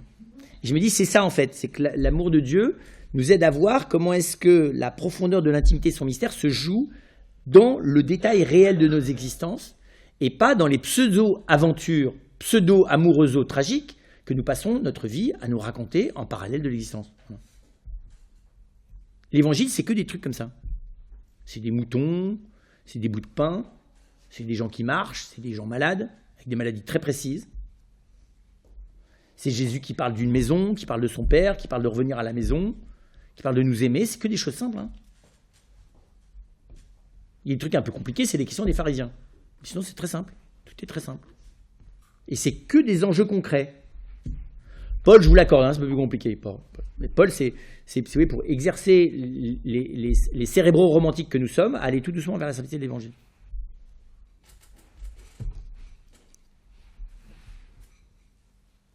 Et donc la victoire de l'amour ne se célébrera pas simplement au terme de l'histoire des hommes dans une gigantesque fête qui s'emparera de l'univers entier. Nous inaugurons déjà cette fête dans nos vies quotidiennes, qui n'est pas simplement dans le détail des petites choses merveilleuses, mais dans le détail des petites choses malheureuses. C'est très étonnant aussi ce que montrent très bien Étienne et Sou, mais ce que disent d'ailleurs les grands souffrants. Parce que l'amour de Dieu, la souffrance n'est vivable avec l'aide de l'amour de Dieu que dans le détail de la souffrance, pas dans sa globalité, et sûrement pas dans la minute d'après, ni dans les 5 minutes d'avant.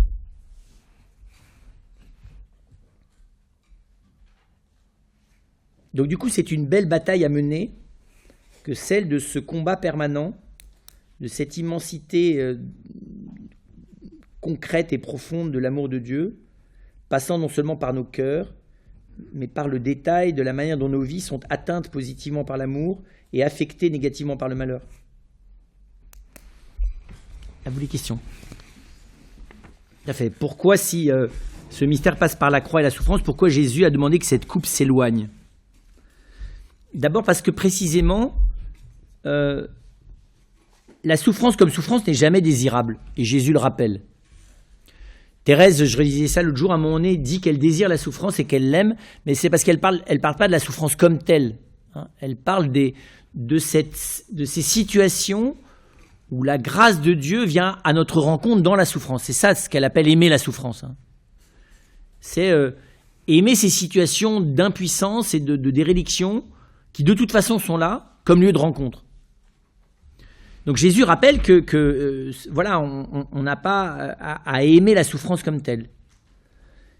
Et puis, le Père Philippe, notre fondateur, aimait beaucoup dire, ce que je crois, Jean-Paul II aussi dit la même chose, disait de manière très belle, la coupe dont Jésus demande qu'elle s'éloigne de lui, c'est de devoir, entre guillemets, abandonner ce qu'il a aimé à l'effroyable dureté de la vie humaine. C'est-à-dire de nous laisser dans des conditions d'existence qui n'ont pas bougé après la résurrection. Hein, voilà, le Christ mesure cette grande épreuve qui est pour nous cette extraordinaire précarité, complexité et dureté de l'existence. Et voilà, et dans son cœur humain, il demande à pouvoir, à ce que nous soyons plus aidés, à ce que, je sais pas comment dire ça, à porter plus seuls, à ce que nous ne soyons pas autant invités à participer intimement, y compris à ce mystère de la souffrance dans l'amour. C'est normal. Jésus aurait préféré garder la souffrance pour lui et nous donner plus d'amour. Sauf que mystérieusement, nous sommes bien obligés de reconnaître que quand l'amour habite notre cœur de temps en temps qui souffre, il y a quelque chose dans la communion aux autres, dans la communion à Dieu, il y a quelque chose de notre vie qui lâche. On est bien obligé de le reconnaître. Alors, on le fuit, on y va en marche arrière, mais on est bien obligé d'être honnête et de dire que Jésus a eu raison de dire que ma volonté se fasse dans la tienne. Par contre, on est heureux qu'il ait demandé pour nous que ça nous soit épargné. Parce que vraiment, régulièrement dans nos vies, surtout d'ailleurs dans la vie de ceux que nous aimons, nous aimerions vraiment que ça leur soit épargné. Donc c'est ça, c'est l'expression du fait que les conditions de souffrance et d'échec de l'amour sont telles que c'est infiniment normal que Jésus dit, mais Père, ça c'est trop pour eux. C'est vrai, il y a des fois, on a envie de dire au Seigneur, tu vois, pour telle ou telle personne, c'est vraiment trop. Alors on accepte, mais on ne comprend pas. Si le Seigneur nous permettait de prendre la place de l'autre, mais il ne nous permet pas. Donc il y a ce trop-là, qui est ce que je disais, que même dans la foi, il y a quelque chose de cet abîme de l'amour de Dieu qui nous échappe, auquel nous ne pouvons que consentir, et le Christ a dû y consentir dans son cœur humain. Il n'en avait pas l'évidence joyeuse. Voilà. Lui-même, il y a un mystère. Il le comprend, mais c'est de l'accepter. Bien sûr qu'il le comprend, mais c'est l'accepter. Accepter que la générosité de son cœur ne nous épargne pas la souffrance, c'est inacceptable humainement. C'est compréhensible, c'est pas acceptable. Sauf à la demande de Dieu. Voilà. Donc c'était normal qu'il plaide pour nous. Qui ne le ferait pas d'ailleurs? Si l'amour humain n'est pas la continuité de l'amour divin, quel lien y a-t-il entre l'amour divin et humain? L'amour humain, c'est un merveilleux réceptacle. C'est-à-dire que ça dispose quand même. Quand on a commencé à aimer humainement, c'est une manière extraordinaire de se... Vous voyez, parce que c'est l'amour. Donc il y a quand même quelque chose là qui nous donne le goût et le désir d'entrer, surtout dans l'amour, dans ce qu'il a d'un peu fou. C'est ce qui nous donne le désir de laisser Dieu s'emparer de nos existences. Donc ça dispose de manière très belle quand même. L'échec de l'amour nous dispose, par la détresse dans laquelle nous sommes, à abandonner notre vie à celui qui peut venir nous consoler, et le seul à pouvoir venir nous consoler d'ailleurs. Inversement, l'amour dans ce qu'il a de positif, et d'heureux et de dilatant, nous dispose à nous ouvrir au don de Dieu, même si ce don de Dieu va venir transformer, labourer, purifier beaucoup cet amour.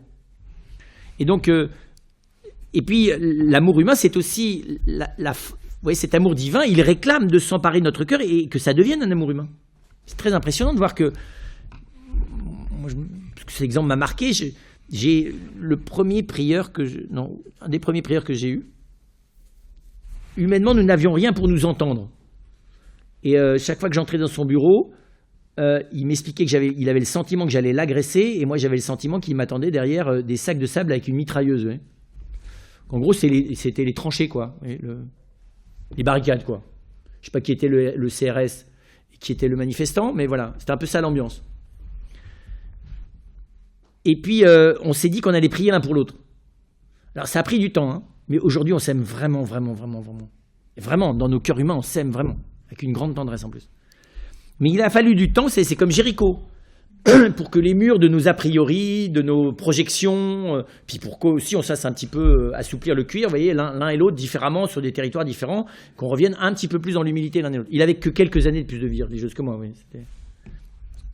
Et donc, du coup, c'est fait, l'amour divin, il est fait pour s'exprimer, vous voyez, oui, à travers notre humanité, pour prendre plus que le visage, pour assumer l'amour humain.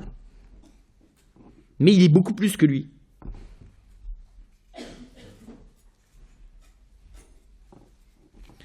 Tel que présenté, la victoire semble se faire dans la passivité et l'accueil et non dans l'action bienveillante envers les autres. Pouvez-vous préciser cette opposition apparente? Oui, il se fait d'abord dans la passivité et l'accueil, parce qu'il n'y a que la passivité qui puisse être inconditionnelle. L'activité, elle est toujours conditionnelle. Tout ce qu'on fait pour les autres, on le fait à la lumière de ce qu'on comprend et à la lumière de nos capacités, non? Vous n'allez pas entreprendre quelque chose que vous ne comprenez pas et que vous ne pouvez pas faire, non, c'est assez simple. Par contre, vous pouvez consentir à recevoir un amour qui vous dépasse infiniment et qui vous fait très peur et auquel vous ne comprenez pas grand-chose. Non? C'est possible. Vous pouvez laisser rentrer n'importe qui chez vous. D'accord? Mais vous ne pouvez pas faire du vélo avec n'importe qui. Si vous ne savez pas faire du vélo ou si l'autre ne sait pas en faire. Ou s'il n'a pas envie d'en faire. Donc l'action bienveillante envers les autres, elle est tout à fait utile, mais elle est conditionnée. Et donc la transformation de mon cœur ne se fait pas dans la générosité. Il va s'exprimer dans la générosité, mais il se fait d'abord dans l'accueil inconditionnel du don que Dieu me fait de lui-même et de mes frères. Et de moi-même d'ailleurs aussi au passage. Parce qu'une des personnes qui est très difficile à accueillir inconditionnellement, c'est nous-mêmes. On est prêt à accueillir tous les autres à condition qu'on se laisse en dehors de la maison, vous voyez, à l'extérieur de soi.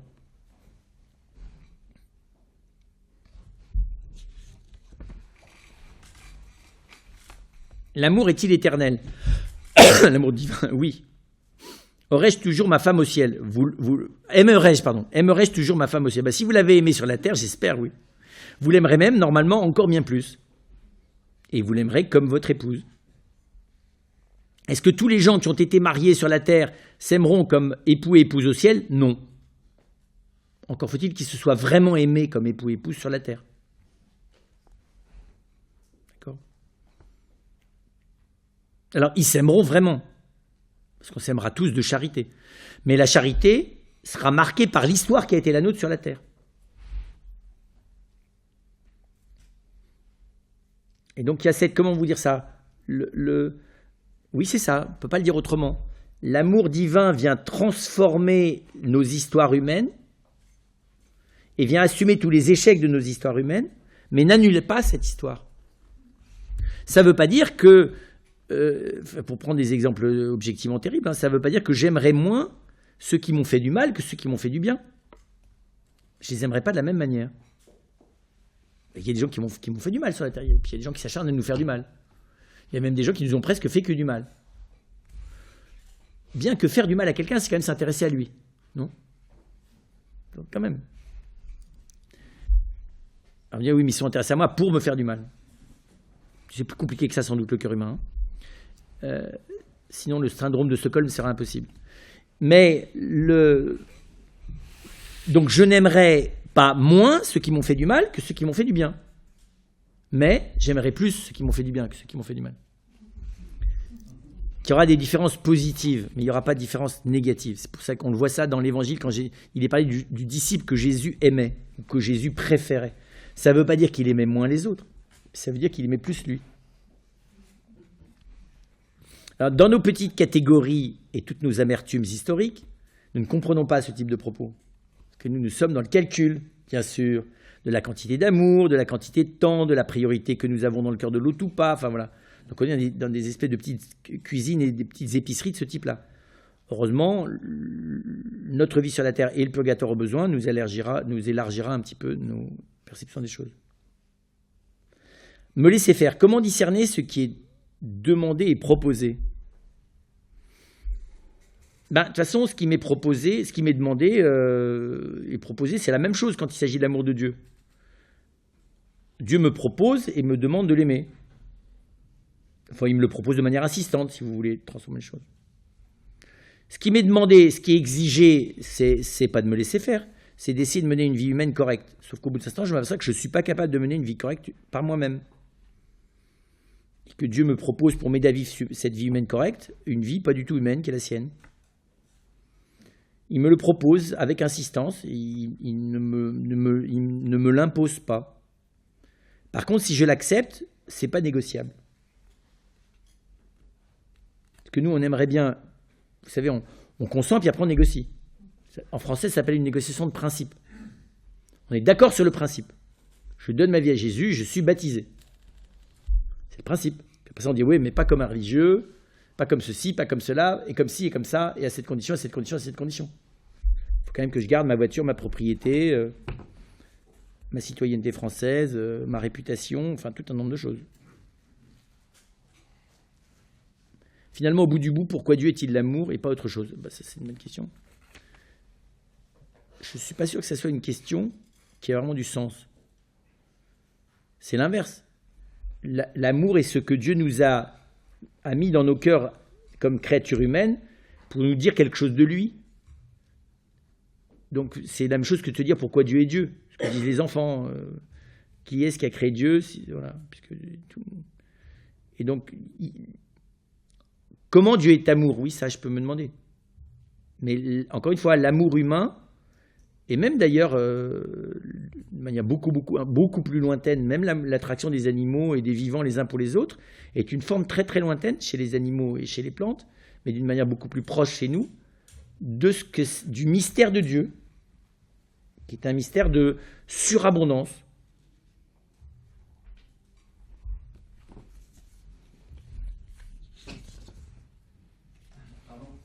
Oui. J'ai du mal à comprendre l'idée que vous voulez faire passer quand vous dites qu'il faut accepter d'être le vaincu de l'amour de Dieu. Oui, parce que nous nous battons contre lui. C'est-à-dire qu'en gros, nous passons notre vie à résister à cet amour. Donc à un moment donné, il faut accepter qu'en fait, on y résiste à longueur de journée. Qu'on s'organise des systèmes de protection. Parce que être livré à vif, ça nous fait peur. Et donc, on l'évite, on le minimise, on s'en considère pas dit, on a plein de stratégies. Voilà. Dans ce sens-là, on se bat contre lui. Qu'à un moment donné, il faut accepter de baisser les armes, quoi. Accepter d'être livré à l'amour. Moi, j'aime bien cette expression.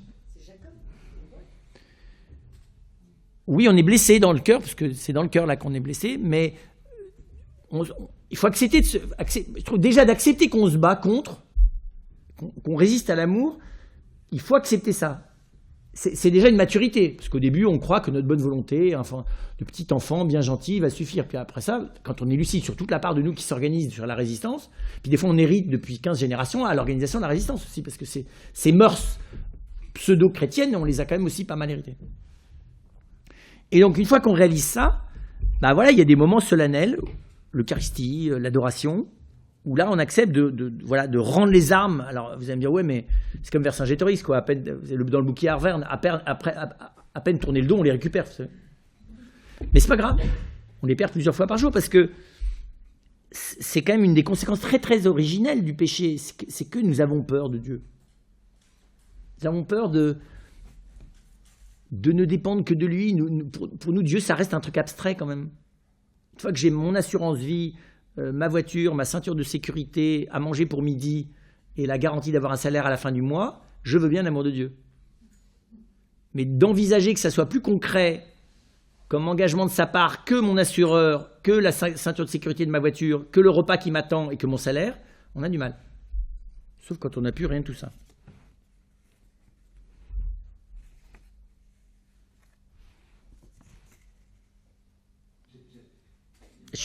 Oui. Tout à fait. Tout à fait. On ne sera jugé que sur l'amour d'ailleurs. C'est-à-dire qu'en gros, notre vie vaut ce que nous aimons. C'est assez simple. Et c'est pour ça que quand je vois les petits moyens humains qui sont les miens d'aimer et les gigantesques moyens humains que j'ai d'y résister et de m'organiser pour faire autre chose, je comprends qu'effectivement, si je veux faire de ma vie quelque chose qui soit une chance pour moi et pour les autres, il faut bien que je me laisse vaincre par cet excès d'amour de Dieu et qu'effectivement, du coup, je n'ai plus à craindre d'être jugé. Ça rejoint ce que dit Jean. Celui qui aime n'a pas peur d'être jugé, ne sera pas jugé. Parce que si je vis dans l'amour, d'abord, je n'ai pas peur d'identifier tout ce qui en moi y résiste, parce qu'au contraire, c'est une manière précisément de mieux voir encore là où je vais continuer à pouvoir me laisser envahir par lui. Donc, à la limite, les reproches qu'on peut me faire s'ils sont faits avec bienveillance, ça ne m'effraie pas, puisque c'est bon de repérer les endroits que j'ai encore à lâcher. Et donc c'est ça, je ne serai jugé que par amour et sur l'amour. Parce qu'évidemment, la miséricorde infinie de Dieu, ne pourra que m'embraser encore d'amour et ne sera évidemment jamais... Dieu ne nous reproche pas les choses, c'est nos images, comme si Dieu nous reprochait. Alors on dit, ouais, l'Ancien Testament, on va toujours nous sortir les textes de l'Ancien Testament. Les textes de l'Ancien Testament, c'est Dieu qui essaye de parler à des gens qui continuent à projeter sur lui des éléments anthropomorphiques, quoi. Dieu n'a pas attendu qu'on y comprenne quelque chose pour nous parler. Et il n'a même pas attendu qu'on comprenne vraiment ce qu'il voulait nous dire pour donner la parole à des gens pour nous parler. Enfin, vous voyez comment on dit ça? C'est sympa d'ailleurs, hein, parce que s'il a fallu attendre, on n'aurait pas grand-chose. Et donc, Dieu qui se reproche, qui se met en colère, qui n'est pas content, qui punit les gens, c'est très mignon. C'est juste pas Dieu, quoi, ça. C'est une manière humaine de lire. Pourquoi l'homme cherche-t-il à comprendre l'amour? Normalement, pour mieux aimer, puis parce qu'il s'aperçoit bien qu'il y a une énigme dans ce truc, sur laquelle il n'arrive jamais à mettre la main, et qui le taraude de l'intérieur, et que même quand il essaye de l'éliminer, ça revient par ailleurs. On voit beaucoup de la littérature, du cinéma, de l'art, c'est ça, c'est que l'amour, il repasse par tous les côtés. Et que même j'essaie de l'éliminer, de lui tordre le cou, il réapparaît, quoi. Donc c'est normal que ça soit une énigme permanente. L'amour humain, en plus de la grâce du sacrement de mariage, demande un choix de conscience, en conscience et volontaire. Comment conjuguer cette volonté, le lâcher-prise dont vous parlez pour l'amour divin, nécessaire à l'amour de l'autre. Alors ça, c'est très simple, c'est que dans le mariage, il n'y a pas de mariage si vous n'avez pas un minimum de capacité humaine à réaliser ce que c'est que de se marier. On va dire comme ça. Okay, donc il faut que vous soyez un tout petit peu au jus de quoi il s'agit. Tout petit peu, minimum. Donc vous ne soyez pas sous menace de la belle-mère ou du beau-père ou je ne sais pas trop qui, ou de vos amis, bref. Si tu ne l'épouses pas, je te tape la figure. Il faut que vous soyez prêt à avoir des enfants, que vous n'êtes pas no kids. La nouvelle génération, les couples qui sont, vous savez, les couples no kids, c'est-à-dire que de toute façon, nous, on n'aura pas d'enfants, c'est plus cool. Voilà. Ça s'appelle, pour l'Église, c'est de l'immaturité anthropologique, donc il n'y a pas vraiment d'engagement. La fidélité, c'est qu'effectivement, s'engager à aimer quelqu'un de manière radicale et quotidienne, ça ne consiste pas à entretenir 3 relations parallèles, même une. Donc la fidélité fait partie intrinsèque du choix d'aimer. Et puis le fait que Dieu est présent dans cette aventure. Ça, c'est les conditions pour se marier. Mais le mariage, c'est pas ça. Le mariage, moi j'aime beaucoup la formule, vous savez, dont on dit qu'elle est pour les handicapés, qui est « Juliette, veux-tu épouser Albert, ici présent, dans le bonheur des après, pour toujours, comme époux ?» Et la seule réponse, c'est oui. Vous savez, alors on dit, cette formule-là, c'est pour les gens qui ont du mal à s'exprimer. Normalement, la formule, c'est chacun pose la question à l'autre, comme si les gens qui disaient juste oui, c'était des débiles, quoi. Tellement ils sont timides.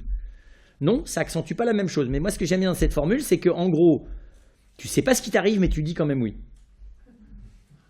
Ce qu'on te dit, es-tu prêt à épouser? Tu sais pas ce que c'est, tu l'as jamais fait. Pour toujours, t'en sais rien. Dans le bonheur, t'as à peine commencé. Les épreuves, t'en as pas beaucoup vécu. Tous les jours de ta vie, t'en sais rien. On te dit au début, t'es prêt à avoir des enfants, t'en as jamais eu. Enfin bref, en gros, on vous demande d'accepter des trucs. Et le mieux, c'est que surtout, Dieu, c'est ça le sacrement, donne chacun à l'autre selon sa mesure. Ça vous échappe complètement. Donc le consentement, l'engagement humain n'est que le support matériel d'un don qui est infiniment supérieur à ce consentement, à cet engagement. Donc si on croit que le mariage, c'est simplement Dieu qui vient rajouter un tout petit peu d'huile et une bénédiction supplémentaire à des gens qui ne s'engagent qu'à la mesure de leur force, c'est normal que ça rate. C'était déjà prévu pour l'échec dès le début, d'ailleurs. Bien sûr. L'amour humain, il n'est pas vivable dans la durée sans la grâce de Dieu, sans entrer dans ce don que Dieu nous fait de l'autre. Sinon, il se fait sur une base sécuritaire, d'égoïsme à deux, en évitant tout ce qui pourrait le perturber. Et donc, effectivement, il y a un engagement volontaire et conscient qui est la composante humaine du mariage. Et puis, il y a une grâce que Dieu prend chacun et le jette dans les bras de l'autre en lui disant, maintenant, voilà, il est à toi. Elle est à toi. De ma part et avec mon aide. Pour que tu l'aimes comme je l'aime. C'est simple. Là, il y a intérêt à avoir un lâcher-prise d'ailleurs. Ça veut dire que on est un peu dépassé par ce qui se passe. D'ailleurs, c'est assez souvent ce qui se passe dans la célébration. On sent qu'ils sont un peu dépassés. Pas par la célébration matériellement, parce que ça, ils l'ont préparé. Mais par le fait qu'il se passe quelque chose d'autre. En cas d'échec d'amour humain, peut-on être réceptif à l'amour divin? Bien sûr.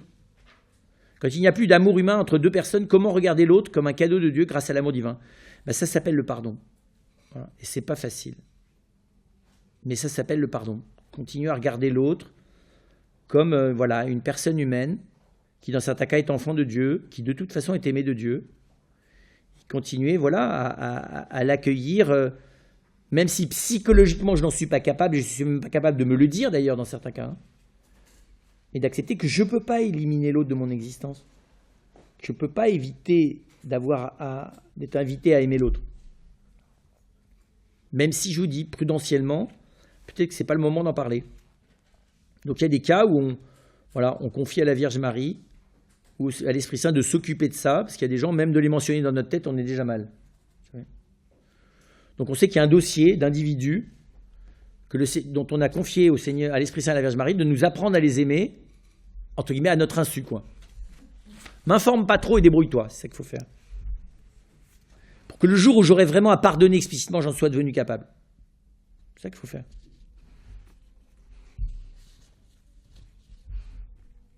Je comprends que la victoire de l'amour passe par la souffrance, l'échec humain. Mais je ne comprends pas comment elle passe par le péché, endroit où l'on refuse l'amour. Elle ne passe pas par le péché comme tel, l'acte du péché. Par contre, elle passe par les lieux dévastés par le péché. C'est pas pareil. Dieu ne passe pas par mes actes négatifs. Mais mes actes négatifs, ils me dévastent. Et des fois, ils dévastent les autres. Et la grâce, elle passe par ces endroits dévastés. Parce que le refus, le durcissement, l'évitement, tout ça, bien sûr, ça fait du mal à l'autre, mais ça me tord mon âme aussi. Le Christ descend dans cette souffrance que je me cause à moi-même. Le péché, c'est comme de l'autodestruction. Dieu ne peut pas bénir l'autodestruction du péché, mais il vient visiter l'autodétruit que je suis. Il faut faire quoi concrètement pour se laisser habiter par l'amour de Dieu, pour le laisser s'approprier notre cœur? Si 7 fois par jour, vous dites au Seigneur, écoute, c'est sans condition. Ok, sans condition. Ça se résume d'ailleurs dans une belle formule que l'Église a inventée qui s'appelle Amen. Alors vous faites ça, non? On vous dit le corps du Christ, c'est-à-dire l'amour inconditionnel débarquant jusque dans ta chair, maintenant tout de suite. Vous dites, ok. Non? Tu t'amènes. Tu dis, ok. Tu dis, amène à quoi? Au corps du Christ, non? Donc à la Sainte Trinité qui débarque chez vous. Vous dites pas, amène sous condition. Alors on dit, ah ouais, mais on ne m'avait pas prévenu. Maintenant, je vais hésiter. Peut-être. Voilà, donc faites ça 7 fois par jour. Après ça, vous le faites pour des personnes précises. Vous savez, vous dites, Seigneur, voilà, je veux bien accepter que tu me donnes à aimer comme tu le veux, tel. Faire attention dans la nomination pour pas que vous commenciez à vous énerver contre le Seigneur et puis contre l'autre, puis à la fin contre vous-même. Mais voilà, vous avez la blacklist. La blacklist, elle est dans les mains du Seigneur, il s'en débrouille. Puis vous avez au contraire, vous avez des grands-mères comme ça, elles font la liste de tous leurs 50 petits-enfants et de leurs 70 ou 80 arrière-petits-enfants. Mais très concrètement, consentir à l'amour 7 fois par jour, ça prend 45 secondes. Enfin, un peu plus, parce qu'il faut descendre dans son corps, bien se caler par terre, pour être vraiment dans un accueil inconditionnel. Respirer un grand coup et dire, Seigneur, ok, je lâche.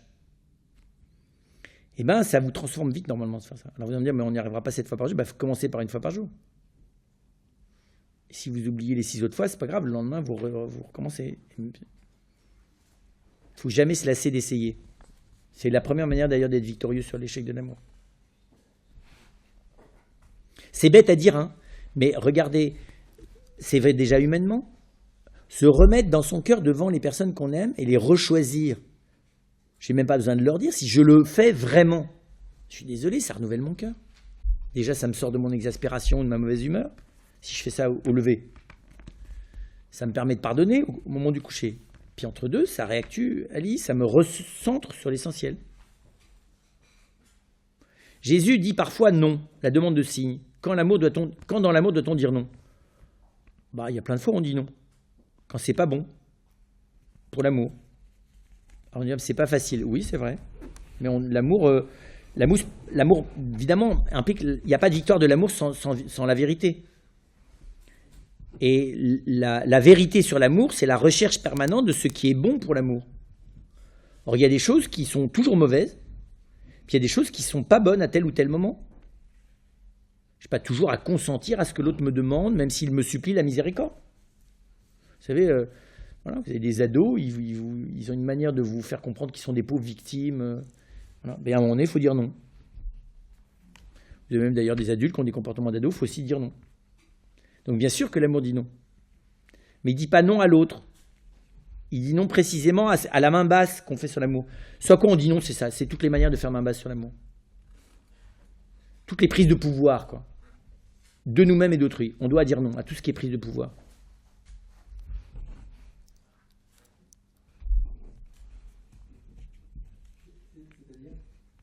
À tous les endroits où en fait on est en train de gérer notre vie ou celle de l'autre.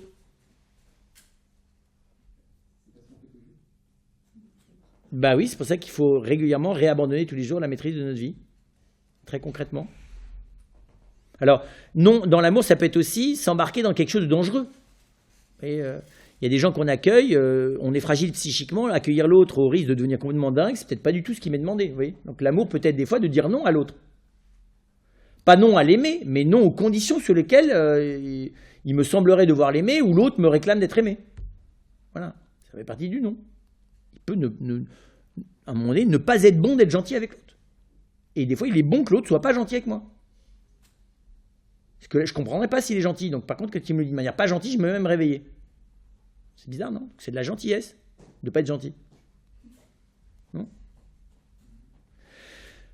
Donc, cette intelligence de ce qui est de l'amour ne s'acquiert qu'en laissant l'Esprit Saint nous apprendre à aimer. Et surtout, en laissant l'Esprit Saint nous apprendre à ne pas nous habituer. Parce que humainement, il y a des habitudes, légitimes d'ailleurs. Parce qu'on se connaît au sens où on a des goûts, on a des manières de faire, on a des traits psychologiques, on a des comportements. Vous voyez, heureusement, on apprend normalement à être un peu moins lourdingue, un peu plus fin, un peu plus subtil. Tout ça, c'est très bien, mais ce n'est pas du tout encore l'Esprit Saint. C'est pas ça du tout l'Esprit Saint. L'Esprit Saint ne me demande pas de mettre en œuvre d'abord l'extraordinaire délicatesse dont je suis capable. L'Esprit Saint me demande peut-être là juste de rester dans le silence et de me taire. Vous voyez, donc voilà, encore une fois, l'amour divin, c'est pas un prolongement de l'amour humain. C'est bon de cultiver la délicatesse, l'écoute, l'humilité, la disponibilité, comment dire ça, la prévoyance, la bienveillance, tout ça, c'est capital. Mais c'est pas encore ça l'Esprit Saint.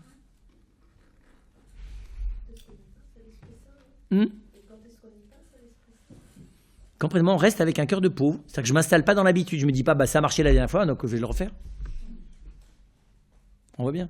Où j'accepte que l'amour, il est neuf.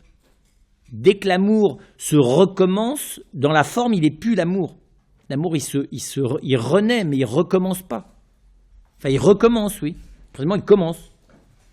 Et donc, on voit bien, alors, c'est pas gravissime, mais on voit bien que dès qu'on est un peu fatigué, on reprend ces vieilles manières de faire, quoi, parce que c'est plus cool.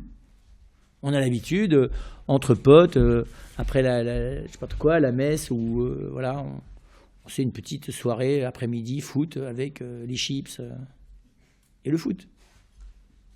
Bon, de temps en temps, il faut laisser un peu de folie, quoi. Vous allez, je sais pas trop quoi, faire autre chose, vous occuper de vos enfants. Et donc, et des fois l'inverse. Voilà, en bon mari, en bonne épouse, il faut faire ça, il y a toute une checklist. De la bonne épouse, et du bon mari, de la bonne mère et du bon père. Et tant qu'on n'a pas fait la checklist, on n'est pas content. Mais laissez l'Esprit Saint vous bazarder votre checklist. Il peut tout à fait vous faire comprendre qu'un jour, vous n'en avez rien à faire de vos enfants. Tant pis. Prenez vos clics et vos claques, vous allez à l'adoration, et puis c'est tout, ils se débrouillent. Si c'est l'Esprit Saint, hein, pas parce que vous en avez juste ras-le-bol. C'est bon, des fois, de s'apercevoir que ils ne vont pas mourir si vous n'êtes pas là. C'est salutaire pour vous et pour eux.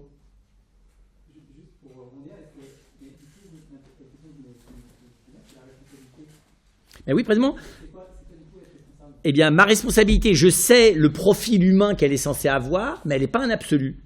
Elle n'est pas un absolu. Le Seigneur ne va pas me faire faire des choses qui sont contraires au bien humain, mais il va des fois me faire faire des choses qui ne sont pas dans ma responsabilité. Ma responsabilité, là, ça serait de prévoir une assurance vie au cas où, et d'assurer le futur de mes enfants, et de le mettre dans les meilleures écoles. Sauf que l'Esprit Saint m'a fait comprendre, les évangéliques sont capables de ça, nous beaucoup moins, et bien que non, je vais partir en mission à l'autre bout du monde chez les Chinois. Donc les études de mes enfants, pour les grandes écoles, c'est fini. Ils ne feront pas Harvard. Okay, c'est flingué.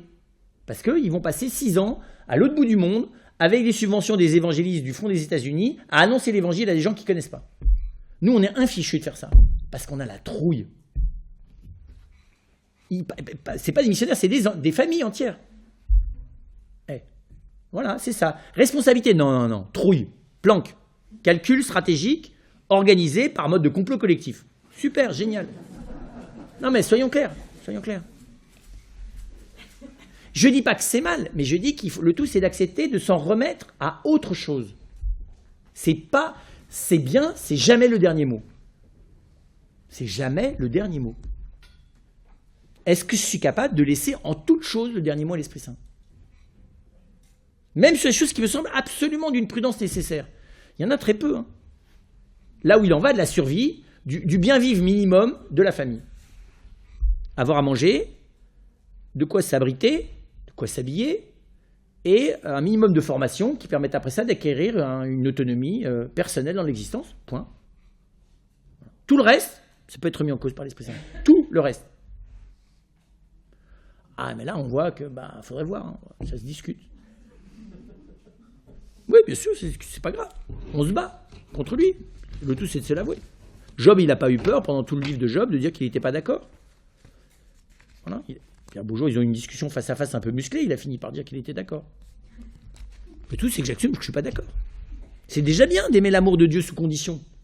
Non, c'est déjà beaucoup d'aimer Jésus-Christ, de participer à sa Sainte Église, d'aller vivre des Saints Sacrements, de la Sainte Église, sous condition. C'est quand même mieux que de ne pas en vivre du tout, non? Le tout, c'est qu'il faut admettre que c'est sous condition, c'est-à-dire avec la trouille, la peur au ventre. C'est tout. Normalement, l'amour chasse la peur, dit l'Écriture. Et il n'y a que l'amour d'ailleurs qui chasse la peur. La vérité ne suffit pas à chasser la peur. La générosité ne chasse pas la peur. La responsabilité n'a jamais chassé la peur. Le courage, ça ne chasse pas la peur. Ça fait avec, c'est pas pareil.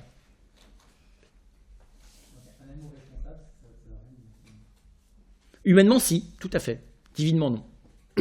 Un amour responsable divinement, c'est un amour qui s'abandonne à chaque instant à la volonté divine. et qui est prêt à passer pour un barge complet, si c'est ce que Dieu lui demande. Eh, bonne question. C'est pour ça qu'on a besoin, quand c'est vraiment des... alors, le Seigneur ne met pas tous les jours dans nos cœurs des choses complètement incongrues, hein. Mais pourquoi pas? Il y a des gens, par exemple, parce que je ne vois pas bien, si on n'est pas prêt à des choses un peu dingues, comment est-ce qu'on pourrait envisager que nos enfants aient des vocations, hein. Aujourd'hui, avec une vocation, il faut être complètement barge. 1000 fois plus qu'à un siècle. Il faut être grave dans sa tête pour envisager d'avoir une vocation. C'est de la folie pure. Donc, comment vous voulez qu'un jeune envisage d'avoir une vocation s'il est environné d'une prudence responsable qui, de toute façon, n'envisage jamais rien de fou? Il fait comme tout le monde. Il a bien pigé où était la moyenne. Donc, il n'envisage même pas sérieusement qu'il a une vocation. Et que si éventuellement l'Esprit Saint tape à sa porte, il se débrouillera pour ne faire que l'entrouvrir. Parler avec la chaîne, vous savez. Voilà. Et donc, comment on vérifie après ça si vraiment on a des trucs un peu... Alors, si on a une tendance illuminée, il faut quand même avoir quelqu'un qui vient vérifier qu'on l'est pas. Et quand on n'est pas du tout illuminé, il faut envisager de pouvoir l'être ponctuellement. Et si ça arrive, on va voir son confesseur, un père spirituel, un aîné dans la foi, et on prend le temps de discerner. Mais des fois, de manière répétitive, le Seigneur insiste. Hein. Quand vraiment il veut quelque chose, Abraham, 70 ans, hein, quitte ton pays, il n'a pas dit 2 fois. Ta parenté, la maison de ton père, et va où je te dirai. In the middle of absolutely nowhere. Nous, on demande des garanties quand même. Quand même. La caravane, quoi. Le cirque Bouglione. Et effectivement, il n'y a que l'amour. C'est pour ça que... Et je vous dis, la clé, vous l'avez compris, c'est que c'est un amour qui est d'une autre mesure. Et qu'il faut que, à un moment donné, j'entrouvre la porte à sa possibilité de débarquer à l'intérieur de moi.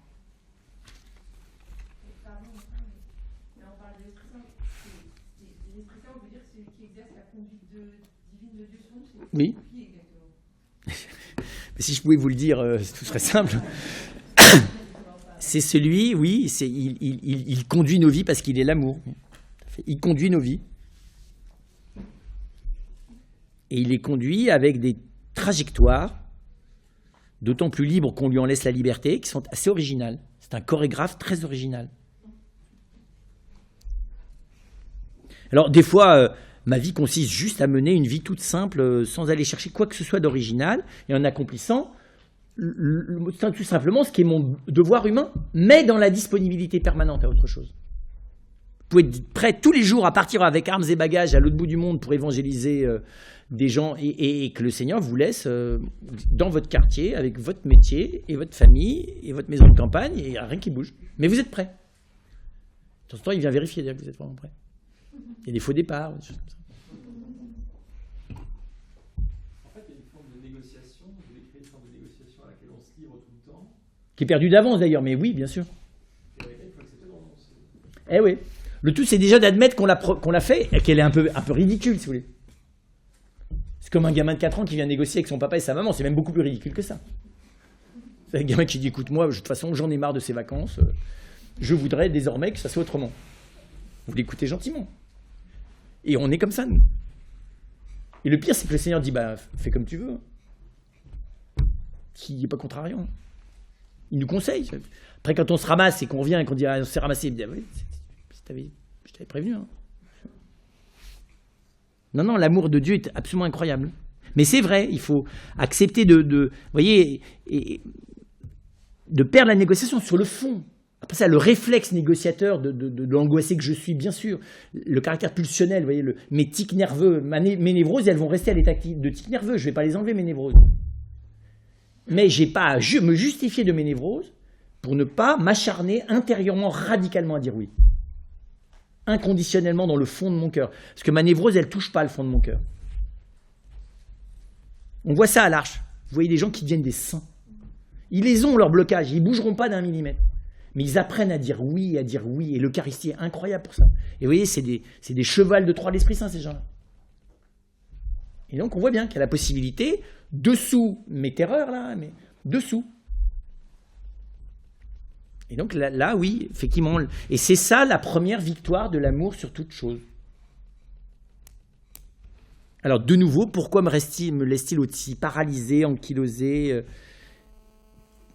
pour que je laisse faire. Il n'y a que la Vierge Marie qui a laissé le Seigneur faire délibérément toute chose. Nous, il faut qu'il nous coince un peu, quoi.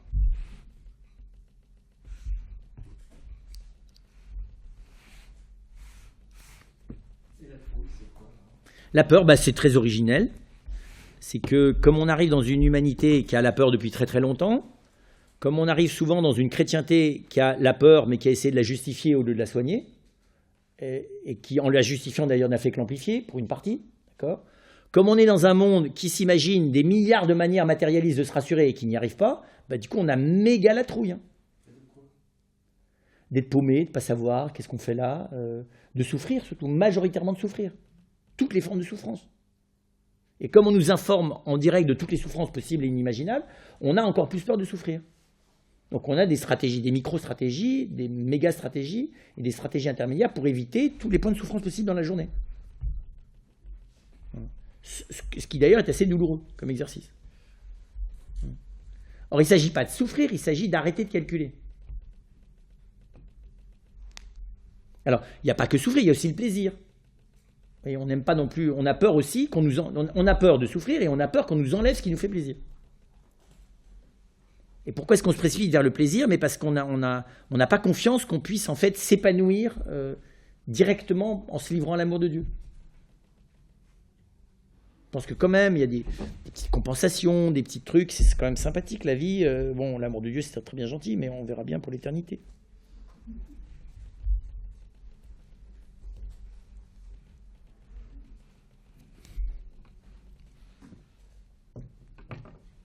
C'est pour ça que, j'en parlais tout à l'heure à des jeunes là, il faut apprendre à se mettre dans la partie de nous qui a vraiment la trouille, qui est vraiment complètement paumé, qui est vraiment complètement à l'ouest, qui n'est pas loin de la terreur, qui est incapable de bouger par lui-même, qui de toute façon, depuis qu'il a été conçu, ne sait pas très bien où est-ce qu'il est.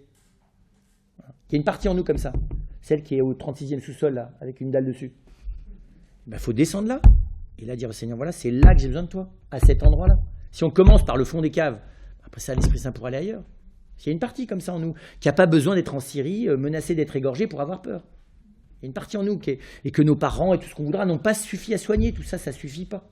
Cette part-là de nous qui est perdue, irréversiblement perdue, qui fait qu'on n'en parle même pas d'ailleurs, tellement ça a disparu de nous-mêmes.